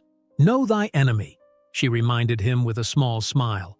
Plus, I was curious whether our conversations were just theoretical exercises for you. They're not, he said simply. Your perspectives have been clarifying. Clarifying enough to risk shareholder backlash? The articles suggest your board is concerned. They'll adapt, or I'll replace them. The declaration wasn't arrogant, just matter of fact. The business case for stakeholder capitalism is stronger than most realize. Long-term sustainability, consumer loyalty, employee retention, community goodwill, these create durable value beyond quarterly returns. Maya studied him over her menu. You're framing ethical business as profitable business. Is that disappointing? Would you prefer moral enlightenment as my motivation? I prefer honesty, she replied thoughtfully. And honestly, systemic change requires transforming incentive structures, not just individual conversions. If you can demonstrate that ethical practices create sustainable value, you'll influence more businesses than any moral appeal. Her pragmatism surprised him. You're more practical than your activism suggests. Idealism sets the destination. Pragmatism builds the road. Maya set down her menu. But enough business talk. You promised dinner as just two people enjoying each other's company. So I did. Alexander felt tension release he hadn't realized he was carrying. What shall we discuss instead? Books, films, your inexplicable preference for the Yankees over the Mets? Maya laughed, a genuine, unguarded sound that affected Alexander more deeply than he expected. The Mets are perpetual heartbreakers. I have enough challenges without emotionally investing in guaranteed disappointment.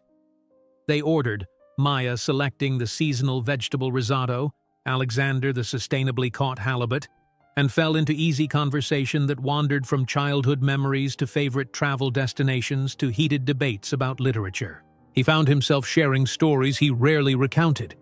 His grandfather teaching him to sail during stormy Maine summers, the teacher who recognized his business acumen when he organized a sophisticated trading system for lunch items, his secret love of classical poetry that his business associates would mock mercilessly. In turn, Maya described growing up in a household where money was perpetually tight but creativity abundant. Her father crafting elaborate furniture from discarded materials, her mother transforming fabric scraps into breathtaking quilts, weekends spent in museums and libraries because they were free yet offered infinite worlds. They sound remarkable, Alexander said softly. They would be incredibly proud of what you've accomplished. Sometimes I wonder, Maya admitted, vulnerability softening her features. My mother wanted me to find security, not spend my 20s juggling multiple jobs to pursue an academic career critiquing the economic system. I think they'd recognize you're building something more valuable than mere security. You're creating purpose. Their eyes held across the table, a moment of connection that transcended their disparate backgrounds. The waiter's arrival with their entrees broke the spell, but something had shifted between them, a deepening that both recognized but neither acknowledged directly. As they shared dessert, a locally sourced apple tart with honey lavender ice cream, Maya asked the question Alexander had been dreading. Why me, Alexander? Of all the sophisticated, accomplished women in your social circle, why pursue a chronically broke graduate student who challenges everything you've built? Alexander considered deflection, then chose honesty. Because you see me. Not my wealth, not my power, but me. You challenge me without agenda. You've made me question assumptions I've held my entire adult life. He paused, searching for words. With you, I'm not performing a role or meeting expectations. I'm just discovering who I might be beyond what I've achieved. Maya's expression softened. That's Not the answer I expected. What did you expect? Something about enjoying the novelty, or being attracted to my fearless truth-telling, or slumming it as an anthropological experiment. All less vulnerable than the truth, Alexander acknowledged with a rueful smile. And the truth is? That I find myself thinking about you constantly. That our conversations have shifted how I view my entire life's work. That despite our fundamentally different circumstances, you understand me in ways people I've known for decades never have. The admission hung between them, more intimate than any physical gesture could have been. Maya looked down at their half-eaten dessert, then back to his eyes. "This is complicated," she said finally. "I excel at complicated," he reminded her. "Alexander, She hesitated. "I can't deny I'm drawn to you, but I've built my entire academic and personal identity around critiquing the concentration of wealth and power that you represent. How do I reconcile that? Perhaps the same way I'm reconciling my business principles with perspectives I'd previously dismissed." He reached across the table, tentatively taking her hand. "By acknowledging complexity, by seeing individuals beyond systems, by allowing space for evolution." Maya didn't withdraw her hand. That's a very reasonable answer from someone who stands to lose nothing in the reconciliation.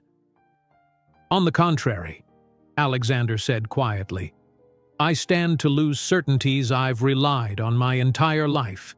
The belief that wealth equals worth, that maximizing profit justifies any business decision, that emotional detachment ensures success."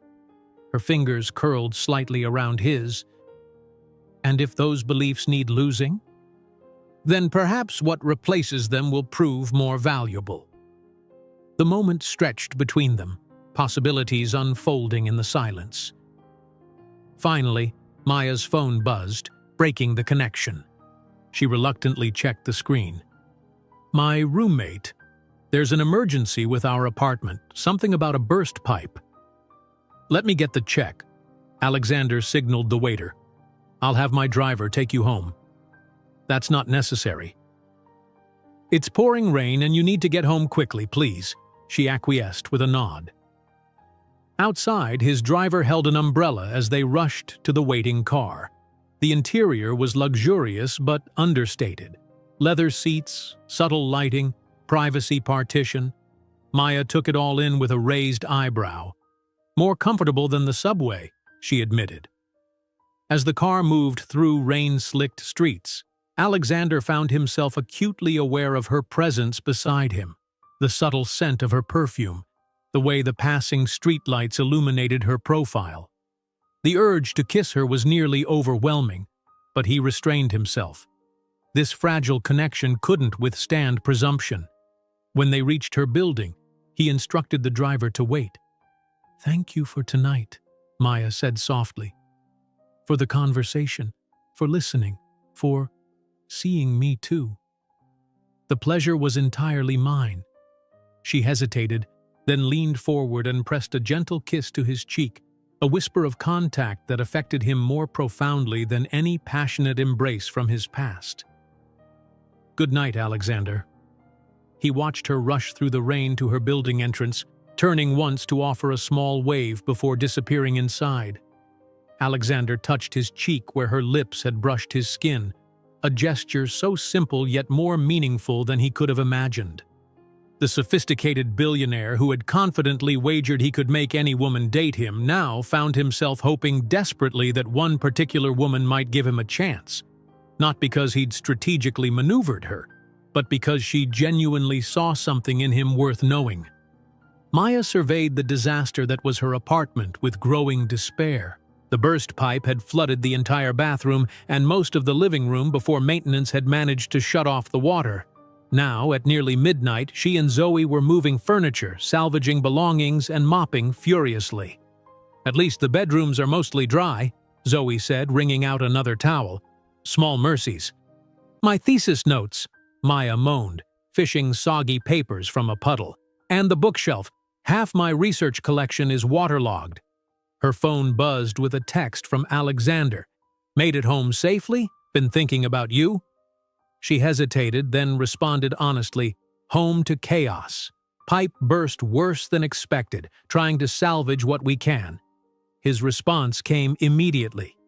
Do you need help? I can come. It's midnight. I'm aware of the time. I have resources that could be useful. Maya looked around the sodden apartment. Their landlord had promised a cleanup crew tomorrow afternoon. Until then, they were on their own with mops, buckets, and rapidly diminishing stamina. Actually, yes, if you're serious. 20 minutes later, a knock at the door revealed not just Alexander, but a team of professionals equipped with industrial wet vacuums, dehumidifiers, and restoration equipment. He'd changed from his dinner attire into jeans and a simple black sweater, looking jarringly out of place in her modest apartment building. You called in a professional restoration company at midnight? Maya asked, incredulous. One of my buildings had a similar issue last year. They're very effective. Alexander surveyed the damage. I hope you don't mind, but efficiency seemed more important than consulting about every detail. Maya should have been offended by his high-handedness. Instead, she felt overwhelming relief as the crew immediately began extracting water and assessing damage. Thank you, she said quietly. Your books and papers were your biggest concern? He asked. Maya nodded, leading him to her waterlogged collection. Alexander examined them with genuine concern, then made a phone call. Minutes later, another specialist arrived with equipment specifically for document and book restoration. We'll freeze-dry the most damaged volumes to prevent mold, then restore them properly, the technician explained. Which documents are highest priority? Maya identified her research materials, thesis drafts, and most precious books, marveling at the efficiency with which the team cataloged and carefully packed everything.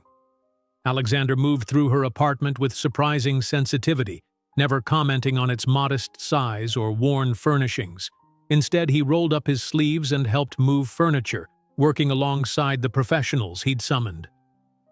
Zoe pulled Maya into the kitchen under the pretense of making coffee.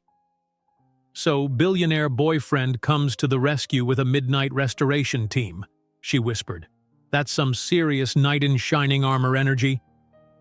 He's not my boyfriend, Maya objected automatically. He's in our living room at 1 a.m. moving furniture in designer jeans that probably cost more than our rent. Whatever he is, it's not nothing. Maya couldn't argue with that assessment. Watching Alexander, who probably had staff to make his bed and iron his socks, hauling waterlogged books and helping position dehumidifiers, challenged her preconceptions yet again. When she brought him coffee, their fingers brushed briefly. The contact sent an unexpected current through her, heightened by the intimacy of him being in her personal space. Your home is lovely, Alexander said, accepting the mug. It feels lived in, personal. Maya glanced around at their mismatched furniture, the flea market finds, the overflowing bookshelves. It's nothing like what you're used to. That's precisely why it feels like a home rather than a showcase. He gestured toward a wall of photos. Maya with her parents, with Nonna Flori, with Zoe. Your life is visible here. My penthouse could belong to anyone with sufficient funds. The observation held surprising vulnerability. Maya found herself wanting to see his space, to understand the environment he'd created for himself beyond the corporate persona. By 3 a.m., the restoration team had worked miracles. The standing water was gone, dehumidifiers hummed efficiently, and the most damaged items had been carefully packed for specialized restoration. The team leader assured them the apartment would be habitable, though drying would continue for days. They'll return tomorrow to continue the process, Alexander explained as the crew packed up. Your books and documents should be restored within a week. I don't know how to thank you, Maya said. You could have breakfast with me, he suggested with a tired smile. I know a place that opens at 6 a.m. and makes exceptional brioche. Despite her exhaustion, Maya found herself nodding. Breakfast would be nice. After Alexander left, promising to return in 3 hours, Zoe gave Maya a significant look. You realize you're dating him, right? Dinner? rescue mission, breakfast. These are relationship milestones. It's complicated, Maya sighed, collapsing onto their now dry sofa. Only because you're making it complicated. The man clearly cares about you, not as a project or novelty, but genuinely. He represents everything I critique in my work. No, the system represents what you critique. He's a person making choices within that system, and from what I've seen tonight, making increasingly conscious ones. Maya pondered her friend's distinction as she showered and changed clothes. She'd built her academic identity around analyzing systemic inequalities, yet here was someone who embodied that system's benefits, choosing to use his resources thoughtfully, responsively. Perhaps Zoe was right. The distinction between individuals and systems mattered. Alexander hadn't created global capitalism, even if he'd excelled within it, and he seemed genuinely receptive to reconsidering his role. When he returned at 6 a.m., freshly showered and somehow looking unreasonably handsome despite the sleepless night, Maya felt a flutter of anticipation that had nothing to do with academic interest. Across town, Lucas was already at his desk, reviewing quarterly projections when his assistant announced a visitor. "Send them in," he called, not looking up from his computer. "We need to talk." Lucas glanced up to find Alexander standing in his doorway, expression uncharacteristically serious. "About the bet?" Lucas grinned. "Today's day 6. Clock's ticking. I want to call it off." The declaration hung between them. Lucas leaned back, studying his friend with narrowed eyes. "You're serious." "Completely. The wager was juvenile and reductive. Maya deserves better." Lucas whistled softly. "You've actually fallen for her. This isn't about feelings. It's about basic respect." "Bull. I've watched you negotiate billion-dollar deals without a flicker of discomfort. Now suddenly you're concerned about the moral implications of a friendly wager?" Lucas shook his head. "You're in deep, my friend." Alexander couldn't deny it. The past week had transformed him in ways he was still processing. Maya had become important to him. Her opinion, her respect, her presence in his life. "The terms were 7 days to make her agree to date you," Lucas continued. "From what you've shared, you're practically there. See it through, then tell her whatever you want afterward." "It's not that simple." "It is that simple. You're making it complicated because you're unaccustomed to genuine emotional involvement." Lucas's tone softened slightly. "Look, win the bet, donate the money to her favorite cause if that makes you feel better, then pursue the relationship honestly. Best of both worlds." Alexander recognized the pragmatic logic, even as discomfort lingered. "And if she discovers the truth?" "Cross that bridge if necessary. But with 1 day left, why risk $100 million that could fund her economic justice causes for years?" Put that way, it almost made sense. Almost. "I need to go," Alexander said. "I'm meeting Maya for breakfast." "Day 6 breakfast?" Lucas grinned. "Sounds promising for the wager." Alexander left without responding, the conversation heightening his discomfort rather than alleviating it. Maya valued authenticity and integrity above all else. The bet fundamentally violated both, yet Lucas had raised a valid point about the potential good $100 million could do for causes Maya championed. And with only 1 day remaining, perhaps seeing it through was the pragmatic choice. The quandary occupied him throughout breakfast with Maya at a small French bakery in the West Village. Though he participated in their conversation, part of his mind remained caught in ethical calculations. "You're distracted," Maya observed, breaking off a piece of almond croissant. "Just tired," he deflected. "How's the apartment this morning?" "Much better, thanks to your midnight intervention." She studied him over her coffee cup. "Though I'm still processing the fact that you showed up with a professional restoration team instead of, say, a mop." "Resources should be leveraged when available," he replied with a small smile. "Besides, I wanted to help, not make a symbolic gesture of minimal utility." Billionaire pragmatism at its finest. Is that criticism or observation? Observation. She reached across the table, briefly touching his hand. Thank you, genuinely. The casual contact sent warmth through him, amplifying his conflict. He wanted this, her company, her touch, her gradual opening to possibilities between them, but he wanted it honestly. I have a proposal, he said suddenly. Come to my place for dinner tonight. I'll cook. Maya's eyebrows rose. You cook? I have hidden depths, he replied with mock offense. Also, I make exactly 3 dishes well. You'll experience one of them. The billionaire's secret talents revealed, she teased. Then more seriously, I'd like that. They parted with tentative anticipation, the prospect of an evening in his private space creating an intimacy their public encounters had not. As Alexander headed to his office, his phone chimed with a text from Lucas. D-Day tomorrow. Status update? He ignored it, focusing instead on preparation for the evening. He stopped at specialty markets for ingredients, dismissed his housekeeper for the night, and spent time genuinely considering how his space would appear to Maya's critical eye. The penthouse was undeniably luxurious, floor-to-ceiling windows, museum-quality art, furniture whose simplicity belied its astronomical cost. Yet it lacked personal touches. No photos adorned the walls, no mementos cluttered the surfaces. It was a showcase rather than a home, exactly as Maya had intuited. Alexander made some hasty adjustments, adding books he actually read to visible shelves, displaying a small sculpture his grandfather had carved, creating some semblance of personal history in the pristine space. Maya arrived precisely at 7, wearing a simple blue dress that made her amber eyes more striking than ever. She carried a small potted plant, a house-warming gift, she explained with a touch of irony. Her assessment of his penthouse was characteristically direct. It's beautiful, she acknowledged, moving toward the wall of windows, but lonely somehow. I'm rarely here except to sleep, he admitted. It's more hotel suite than home.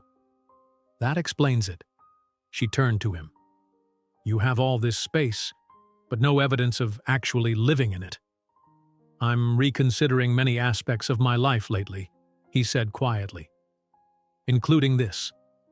Maya wandered his space, studying art pieces, running fingers along bookshelves, absorbing details.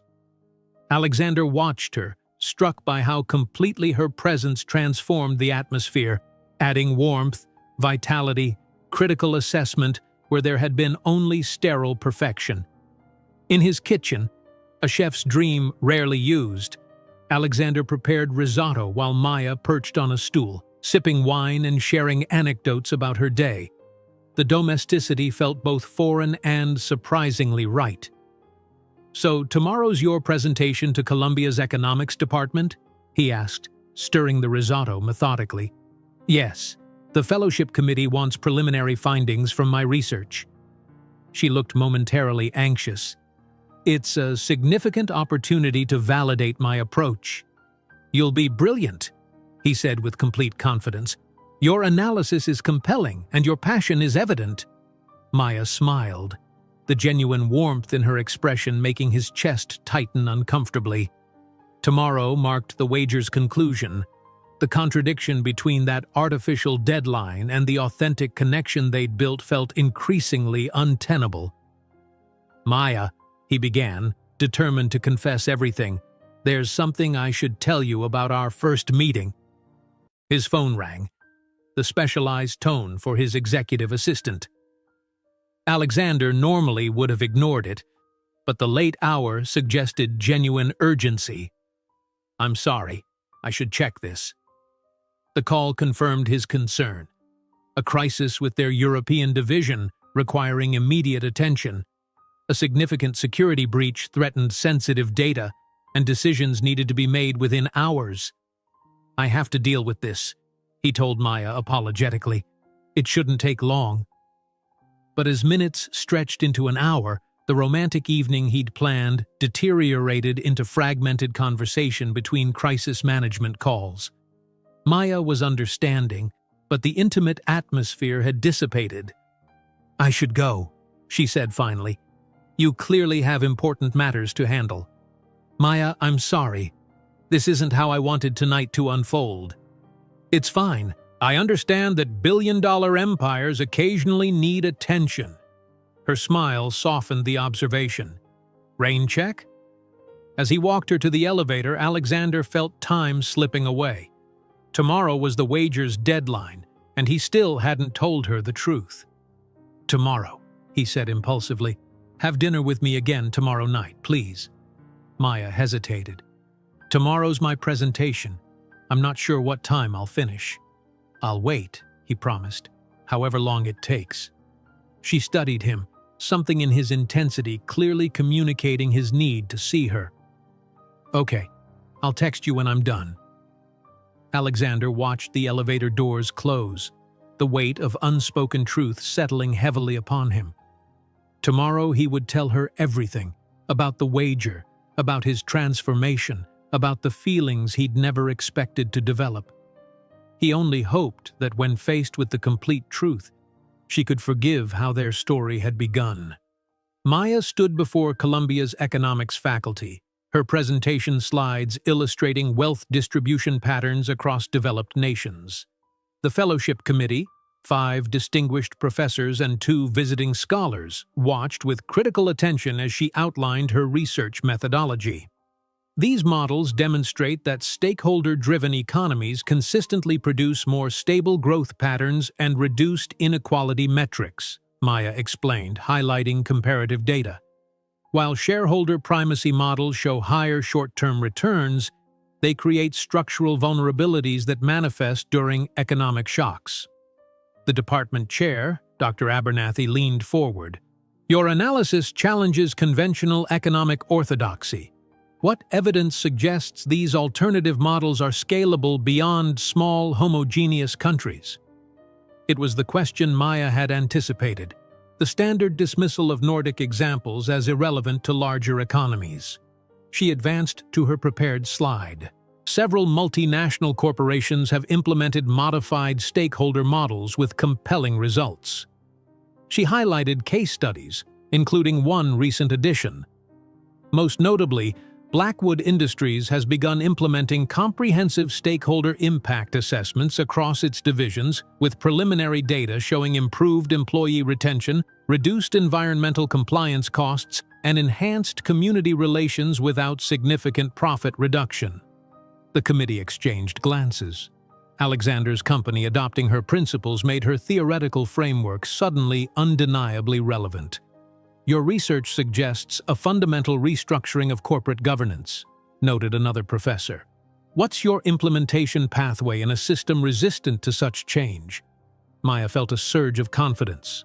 A week ago, this question would have exposed the idealistic limitations of her work. Now she had practical answers derived from her conversations with Alexander. "Change requires both external pressure and internal champions," she explained, echoing Alexander's words from the rally. "Regulatory frameworks create baselines, but transformation happens through demonstrating that stakeholder capitalism delivers sustainable advantage. When market leaders adopt these principles, competitors follow, not from moral awakening, but competitive necessity." For 90 minutes, Maya defended her research against rigorous questioning. When she finished, Dr. Abernathy nodded with reluctant respect. "Impressive work, Ms. Russo. The committee will deliberate and inform you of our decision regarding continued fellowship support." As the faculty filed out, Maya gathered her materials, exhausted but satisfied. She'd defended her life's work confidently, integrating theoretical frameworks with practical applications in ways that even skeptical economists couldn't easily dismiss. Her phone vibrated with a text from Alexander. "Thinking of you. Hope the presentation is going brilliantly. Still on for dinner tonight?" Maya smiled, typing back, "Just finished. Went well. Dinner sounds perfect. Need a few hours to decompress first. Take all the time you need. I'll be ready whenever you are." As Maya left the economics building, she noticed a sleek black car parked conspicuously near the entrance. The driver's window lowered, revealing a face she recognized from the business pages. Lucas Hayes, Alexander's CFO and friend. "Ms. Russo?" he called. "Lucas Hayes. I was hoping for a quick word." Maya approached cautiously. "Mr. Hayes, how did you know where to find me?" "Alexander mentioned your presentation." He smiled without warmth. "I was nearby for a meeting and thought I'd introduce myself. Perhaps we could grab coffee?" Everything about the situation felt off, but curiosity won out. "Briefly, I have plans tonight. With Alexander, I assume." Lucas led her to a nearby campus cafe. "That's actually what I wanted to discuss." Once seated with coffee, Lucas studied her with calculating eyes. "You've made quite an impression on him. I've known Alexander for 15 years, and I've never seen him so distracted." "I'm not sure that's any of your business," Maya replied coolly. "Ordinarily, I'd agree, but when my oldest friend and business partner starts making questionable decisions that affect our company, it becomes my concern. If you're referring to the stakeholder assessment framework, that's hardly radical. Many major corporations are adopting similar approaches." Lucas's eyebrows rose. "You're well informed about our internal business decisions. Alexander and I discuss economic models. It's my field of study." "How convenient." Lucas sipped his coffee. "Tell me, Ms. Russo, what do you think Alexander sees in you?" The blunt question caught Maya off guard. "Excuse me?" "You're clearly intelligent, but you must recognize the disparities. Alexander moves in elite global circles. His previous relationships involved women of similar status, heiresses, executives, a European countess. Yet suddenly he's fascinated by a delivery person writing socialist manifestos." Maya stood, gathering her belongings. "This conversation is over. Did you know it began as a wager?" The words stopped her cold. "What did you say?" Lucas examined his watch casually. 7 days ago, Alexander bet me he could make you agree to date him within a week. $100 million against my admission that his transactional view of relationships was correct." Maya sank back into her chair, blood rushing in her ears. "You're lying." "Why would I?" Lucas pulled out his phone. "I have his daily updates. Would you like to hear his strategy for winning you over?" Before she could respond, he pressed play. Alexander's voice emerged, clinical and detached. "Day 1 of your ridiculous challenge. Initial contact established, though not as smoothly as anticipated. Maya recognized me, which complicated the approach. However, I've secured a coffee meeting for tomorrow." Lucas stopped the recording, studying Maya's stricken expression. "There are 6 more updates, each cataloging his progress in this little experiment." "Why are you showing me this?" "Because Alexander is considering major business decisions that affect thousands of employees and shareholders based on infatuation with someone he sought out as a conquest." Lucas leaned forward. "He may have developed genuine feelings since then. I actually believe he has. But you should understand how this began." Maya felt physically ill, her mind reframing every interaction through this new, horrifying lens. The bookstore visit, the coffee, the rally attendance, even the fellowship, all calculated steps in a strategic seduction. "Today marks day 7, Lucas continued. "The wager's deadline. He'll likely ask you to officially date him tonight." "Get out of my sight," Maya whispered, her voice shaking. "For what it's worth, I think he genuinely cares about you now. But this relationship was built on a foundation of manipulation and deceit." Lucas stood, placing his card on the table. "When you're ready to discuss how we might damage control his business decisions, call me." After he left, Maya sat motionless, piecing together the timeline. Their first meeting, her delivery to his office, occurred exactly 7 days ago. The wager explained Alexander's sudden appearance at the bookstore, his convenient interest in her research, his strategic adoption of her economic principles. Had anything been genuine? Or was she merely the subject of an elaborate, expensive game between privileged men with too much money and too little conscience? Maya gathered her things, her movements mechanical as she left the cafe. Outside, rain had begun falling, matching her darkening mood. She canceled her evening plans with a text to Zoe, needing solitude to process this betrayal. Across the city, Alexander was preparing for what he anticipated would be the most important dinner of his life. He'd dismissed his staff for complete privacy, personally selecting wines and ingredients. The dining table was set simply but elegantly, with candles and fresh flowers creating an intimate atmosphere. His phone rang. Lucas. "Not now," Alexander answered curtly. "We need to talk," Lucas insisted. "The board is concerned about these abrupt policy shifts. They're questioning your judgment." "The board can wait. I have plans tonight." "With Maya? It's day 7, you know, deadline day." Alexander's jaw tightened. "The wager is irrelevant." "Is it? $100 million for her pet causes would make quite an impression." "I'm telling her everything tonight," Alexander said firmly. "About the bet, about how my perspective has changed, about what she's come to mean to me." "Bold strategy," Lucas replied, his tone strange.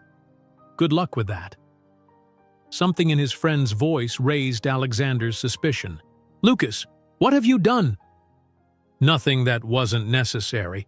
The company needs your full attention, not this misguided attempt to reinvent capitalism because you're infatuated with an economic justice warrior." Cold dread settled in Alexander's stomach. "Tell me you didn't contact her." "We had coffee after her presentation. Very enlightening conversation." "You told her about the bet." "It wasn't a question." "She deserved to know the truth. As did our board members, who are now reconsidering your recent proposals." Alexander's grip tightened on his phone. "You had no right." "I had every right as your CFO, your friend, and someone who's witnessed you building this company for 15 years. This girl has you questioning everything you've created. Maybe some things deserve questioning." Alexander ended the call, immediately dialing Maya. No answer. He texted, "Maya, please call me. We need to talk." Nothing. Alexander grabbed his jacket, heading for the elevator. He had to find her, explain everything, somehow make her understand that what had begun as a callous wager had transformed into something authentic and profound. Rain was falling heavily when his car pulled up to Maya's apartment building. Alexander rushed to her door, knocking urgently. Zoe answered, her expression coldly hostile. "She's not here." "Where is she? I need to explain." "Explain what?" "How you made her the subject of a bet. How you manipulated her into caring about you." Zoe's voice dripped contempt. "She trusted you. Do you have any idea what that means for someone like Maya? How carefully she guards herself against exactly the kind of exploitation you represent?" "It started that way," Alexander admitted, rain dripping from his hair and clothes. "But it became something else. Something real. Save it for someone who wasn't up all night with her after Lucas played her your little progress reports." Zoe began closing the door. "She doesn't want to see you. Ever." "Please," Alexander's voice cracked. "Tell me where she is." Zoe hesitated, then sighed. "Nonna Flores. But I'm warning you, she's not alone. The entire restaurant staff treats her like family. They won't let you hurt her again." Alexander returned to his car, directing his driver to the Italian restaurant. Rain pounded the windows, matching his turbulent thoughts. How could he possibly explain? The truth sounded hollow even to his own ears. "Yes, I approached you because of a wager, but I accidentally developed genuine feelings while trying to manipulate you." When they arrived at Flores, the restaurant was closed, but lights glowed inside. Alexander approached the door, knocking gently. Nonna Flori herself answered, her usual warm expression replaced with protective hostility. "You," she said flatly, "you have some nerve coming here. Please, I need to speak with Maya." "She doesn't want to speak with you. You think because you have money you can play with people's hearts? That girl has suffered enough without rich men treating her like a game." Through the door's window, Alexander caught a glimpse of Maya sitting at a back table, her posture defeated, Florie's nephew Antonio protectively seated beside her. "I made a terrible mistake," Alexander admitted, "but what grew between us is real. Please, just 5 minutes." "No more chances," Florie declared firmly. "Maya says you're finished, so you're finished. Go back to your tower, Mr. Billionaire. There's nothing for you here." The door closed definitively. Through the glass, Alexander watched as Florie returned to Maya, embracing her with maternal tenderness. The family she'd created surrounded her, offering comfort, protection, unconditional acceptance. All the things his money couldn't buy. All the things he'd thoughtlessly risked for a juvenile wager. Alexander stood in the rain, the magnitude of his loss washing over him. In 1 week, Maya had transformed his worldview, awakened dormant parts of his humanity, and shown him what genuine connection felt like. Now she was lost to him, and he had no one to blame but himself. Slowly he turned and walked back to his waiting car, the rain mingling with what might have been tears on his face. 3 weeks passed without a word between them.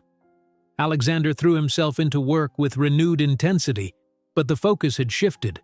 The stakeholder assessment framework moved forward despite board resistance. He initiated a comprehensive audit of labor practices across all subsidiaries. Environmental impact reports became required reading before any expansion decisions. The business press buzzed with speculation about Blackwood Industries' apparent philosophical pivot. Some praised the progressive shift, others questioned Alexander's judgment.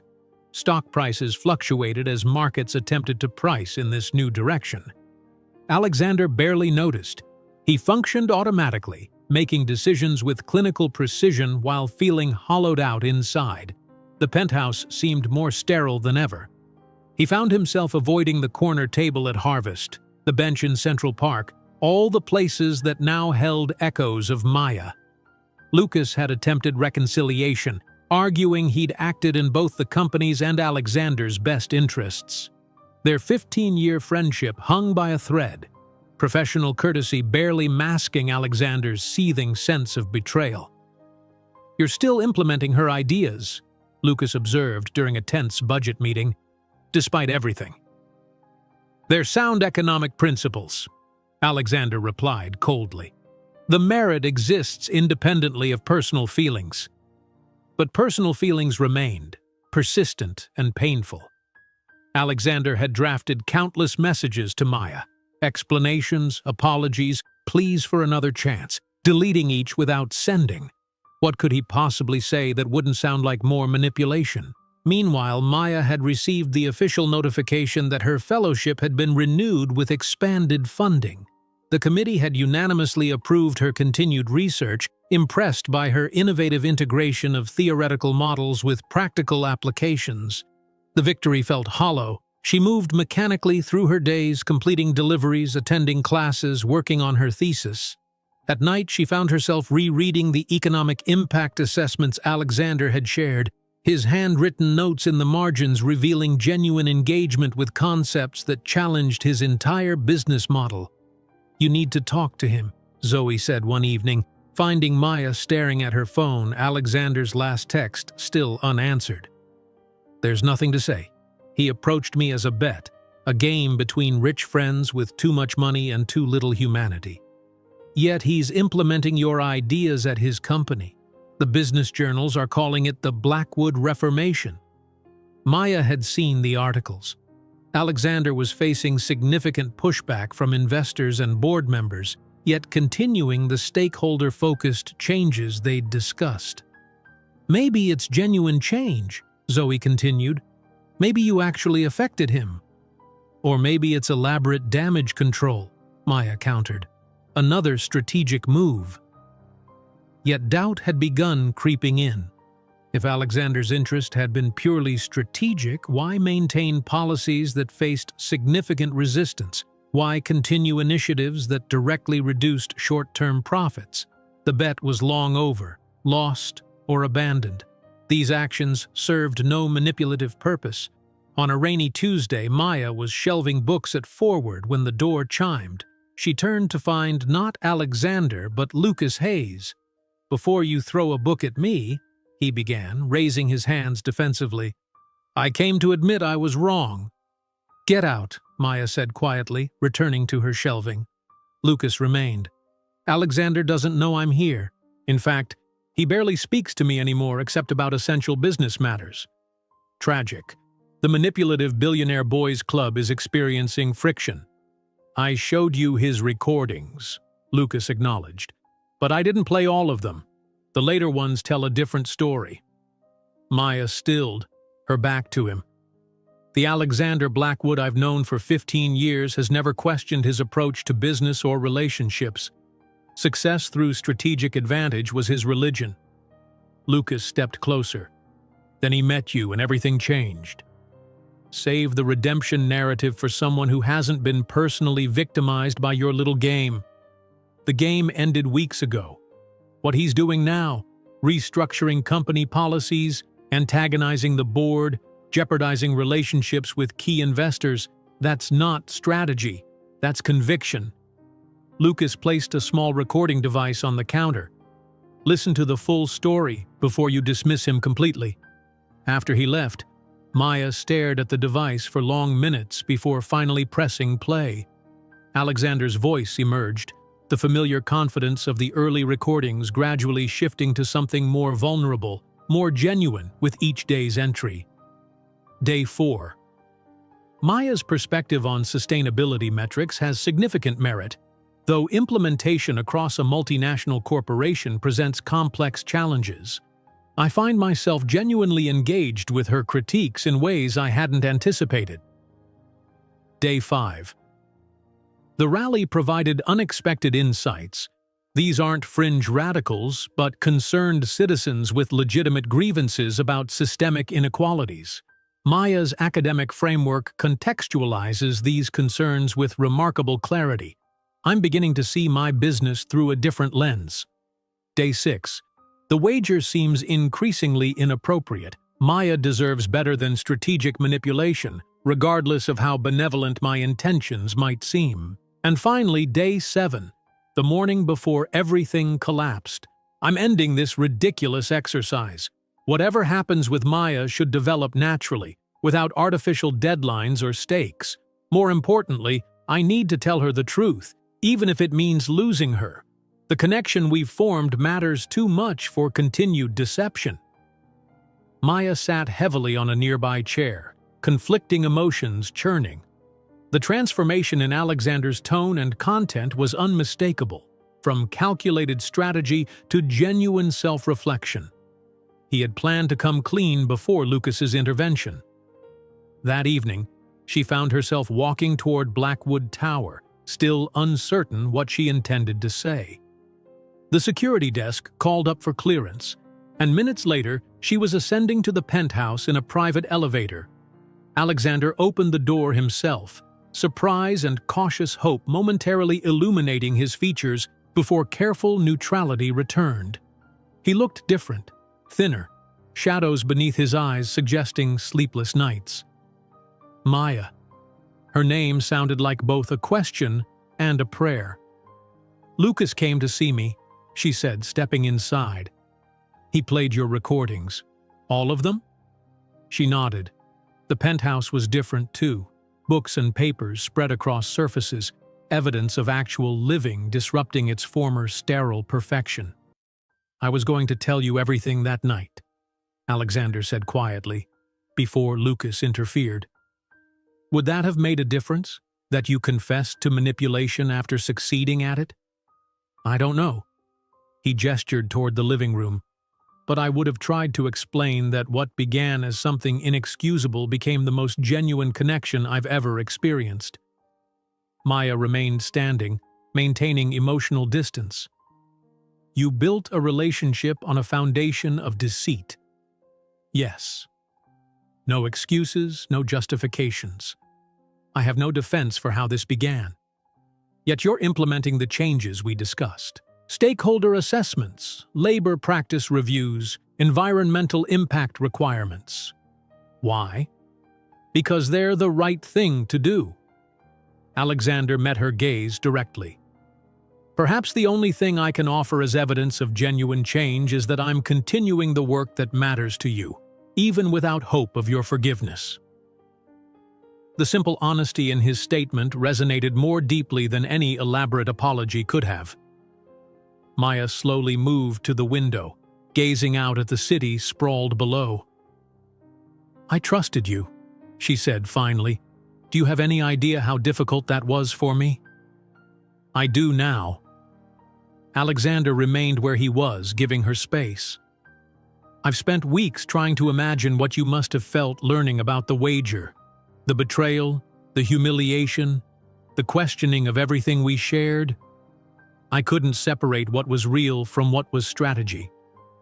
All of it became real," he said softly. "Every conversation, every shared meal, every moment challenging each other's perspectives. What began as arrogant gamesmanship transformed into something I'd never experienced, genuine connection without performance or expectation." Maya turned to face him. "The wager was for 7 days. Today would have been the deadline. I conceded weeks ago. Lucas won." "What were the exact terms?" Alexander hesitated. "I had to make you agree to date me within 7 days without revealing my wealth or status." "And if you lost?" "I would donate $100 million to your choice of charity and admit that not everything in life can be negotiated." Maya's expression shifted subtly. "And if you'd succeeded?" "Lucas would stop lecturing me about finding authentic connection." Alexander shook his head ruefully. "Ironic, considering authentic connection is exactly what I found, then destroyed." Maya was quiet for a long moment, processing. "You're actually changing your business practices. Not as performance, but substantively. Your perspectives made undeniable sense, both ethically and practically. I couldn't unlearn that understanding, even when the personal connection was broken." Another silence stretched between them. "I'm not ready to forgive you," Maya said finally. "The manipulation, the recordings, the fundamental dishonesty of how we began, that requires more than good intentions to repair." Alexander nodded, accepting her judgment.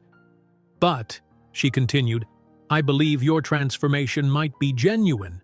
The changes you're implementing will positively impact thousands of lives. That matters, regardless of how I feel personally." "What are you saying?" "I'm saying I'm willing to continue our conversations about economic models and implementation strategies." Maya's expression remained guarded. "Professionally, as colleagues with shared intellectual interests." It was more than Alexander had dared hope for, yet less than he desperately wanted. "Thank you. Whatever terms you're comfortable with." We begin again, with complete honesty. No recording, no manipulation, no strategic calculations. "Agreed." Maya moved toward the door, then paused. "The donation. The $100 million you would have contributed if you lost the wager. What happens to that now?" "It's been transferred," Alexander said quietly, "to the Economic Justice Foundation. Your name isn't attached, but the focus areas align with your research." Maya's composure faltered slightly. "You didn't have to do that. You didn't technically lose. I lost something far more valuable than money." His voice was raw with honesty. "And somehow supporting causes you believe in felt like the only meaningful gesture I could make, even knowing you might never speak to me again." The authenticity in his voice reached something in Maya that rational judgment couldn't access. Not forgiveness yet, but perhaps the seed of possibility. "Coffee," she said suddenly. "We could start with coffee. Thursday afternoon at Hazelnut Cafe." Alexander's expression brightened cautiously. "Just coffee? No expectations?" "Just two people with mutual intellectual interests." Maya offered a tentative smile. "The rest? We'll see." It wasn't a fairy tale ending. Not yet. Trust, once broken, required patient rebuilding. But as Maya left the penthouse, both recognized the fragile beginning of something potentially stronger than what had come before. a connection based not on manipulation or idealization but on genuine understanding of each other's flaws and strengths. 6 months later, the Economic Justice Foundation announced its first major initiative, a sustainable business incubator offering minority entrepreneurs resources, mentorship, and capital. The press release noted collaborative development between foundation experts and Blackwood Industries advisors. Photos from the launch event showed Alexander and Maya standing alongside community leaders, not touching, not overtly romantic, but clearly united in purpose. The caption identified Maya Russo as lead economic strategist and Alexander Blackwood as principal foundation supporter. What the photos didn't capture was the gradual healing that had occurred over countless coffee meetings, professional collaborations, and cautious steps toward rebuilding trust. Nor did they reveal the dinner shared afterward at Nonna Flori's, where the formidable matriarch had finally deemed Alexander possibly worthy of second chance. The bet that had begun their story was long forgotten by most, but sometimes when discussing particularly complex economic models, Maya would tease Alexander about his former certainty that everything in life could be negotiated. Some things, he would acknowledge with a smile that belonged only to her, are wonderfully, impossibly beyond transaction. They can only be earned through genuine change. And that, the capacity for transformation, for becoming more than the sum of past mistakes, was perhaps the most valuable discovery of all. If you enjoyed today's video, I'm sure you'll love the next one. Don't waste time. Just click on the screen.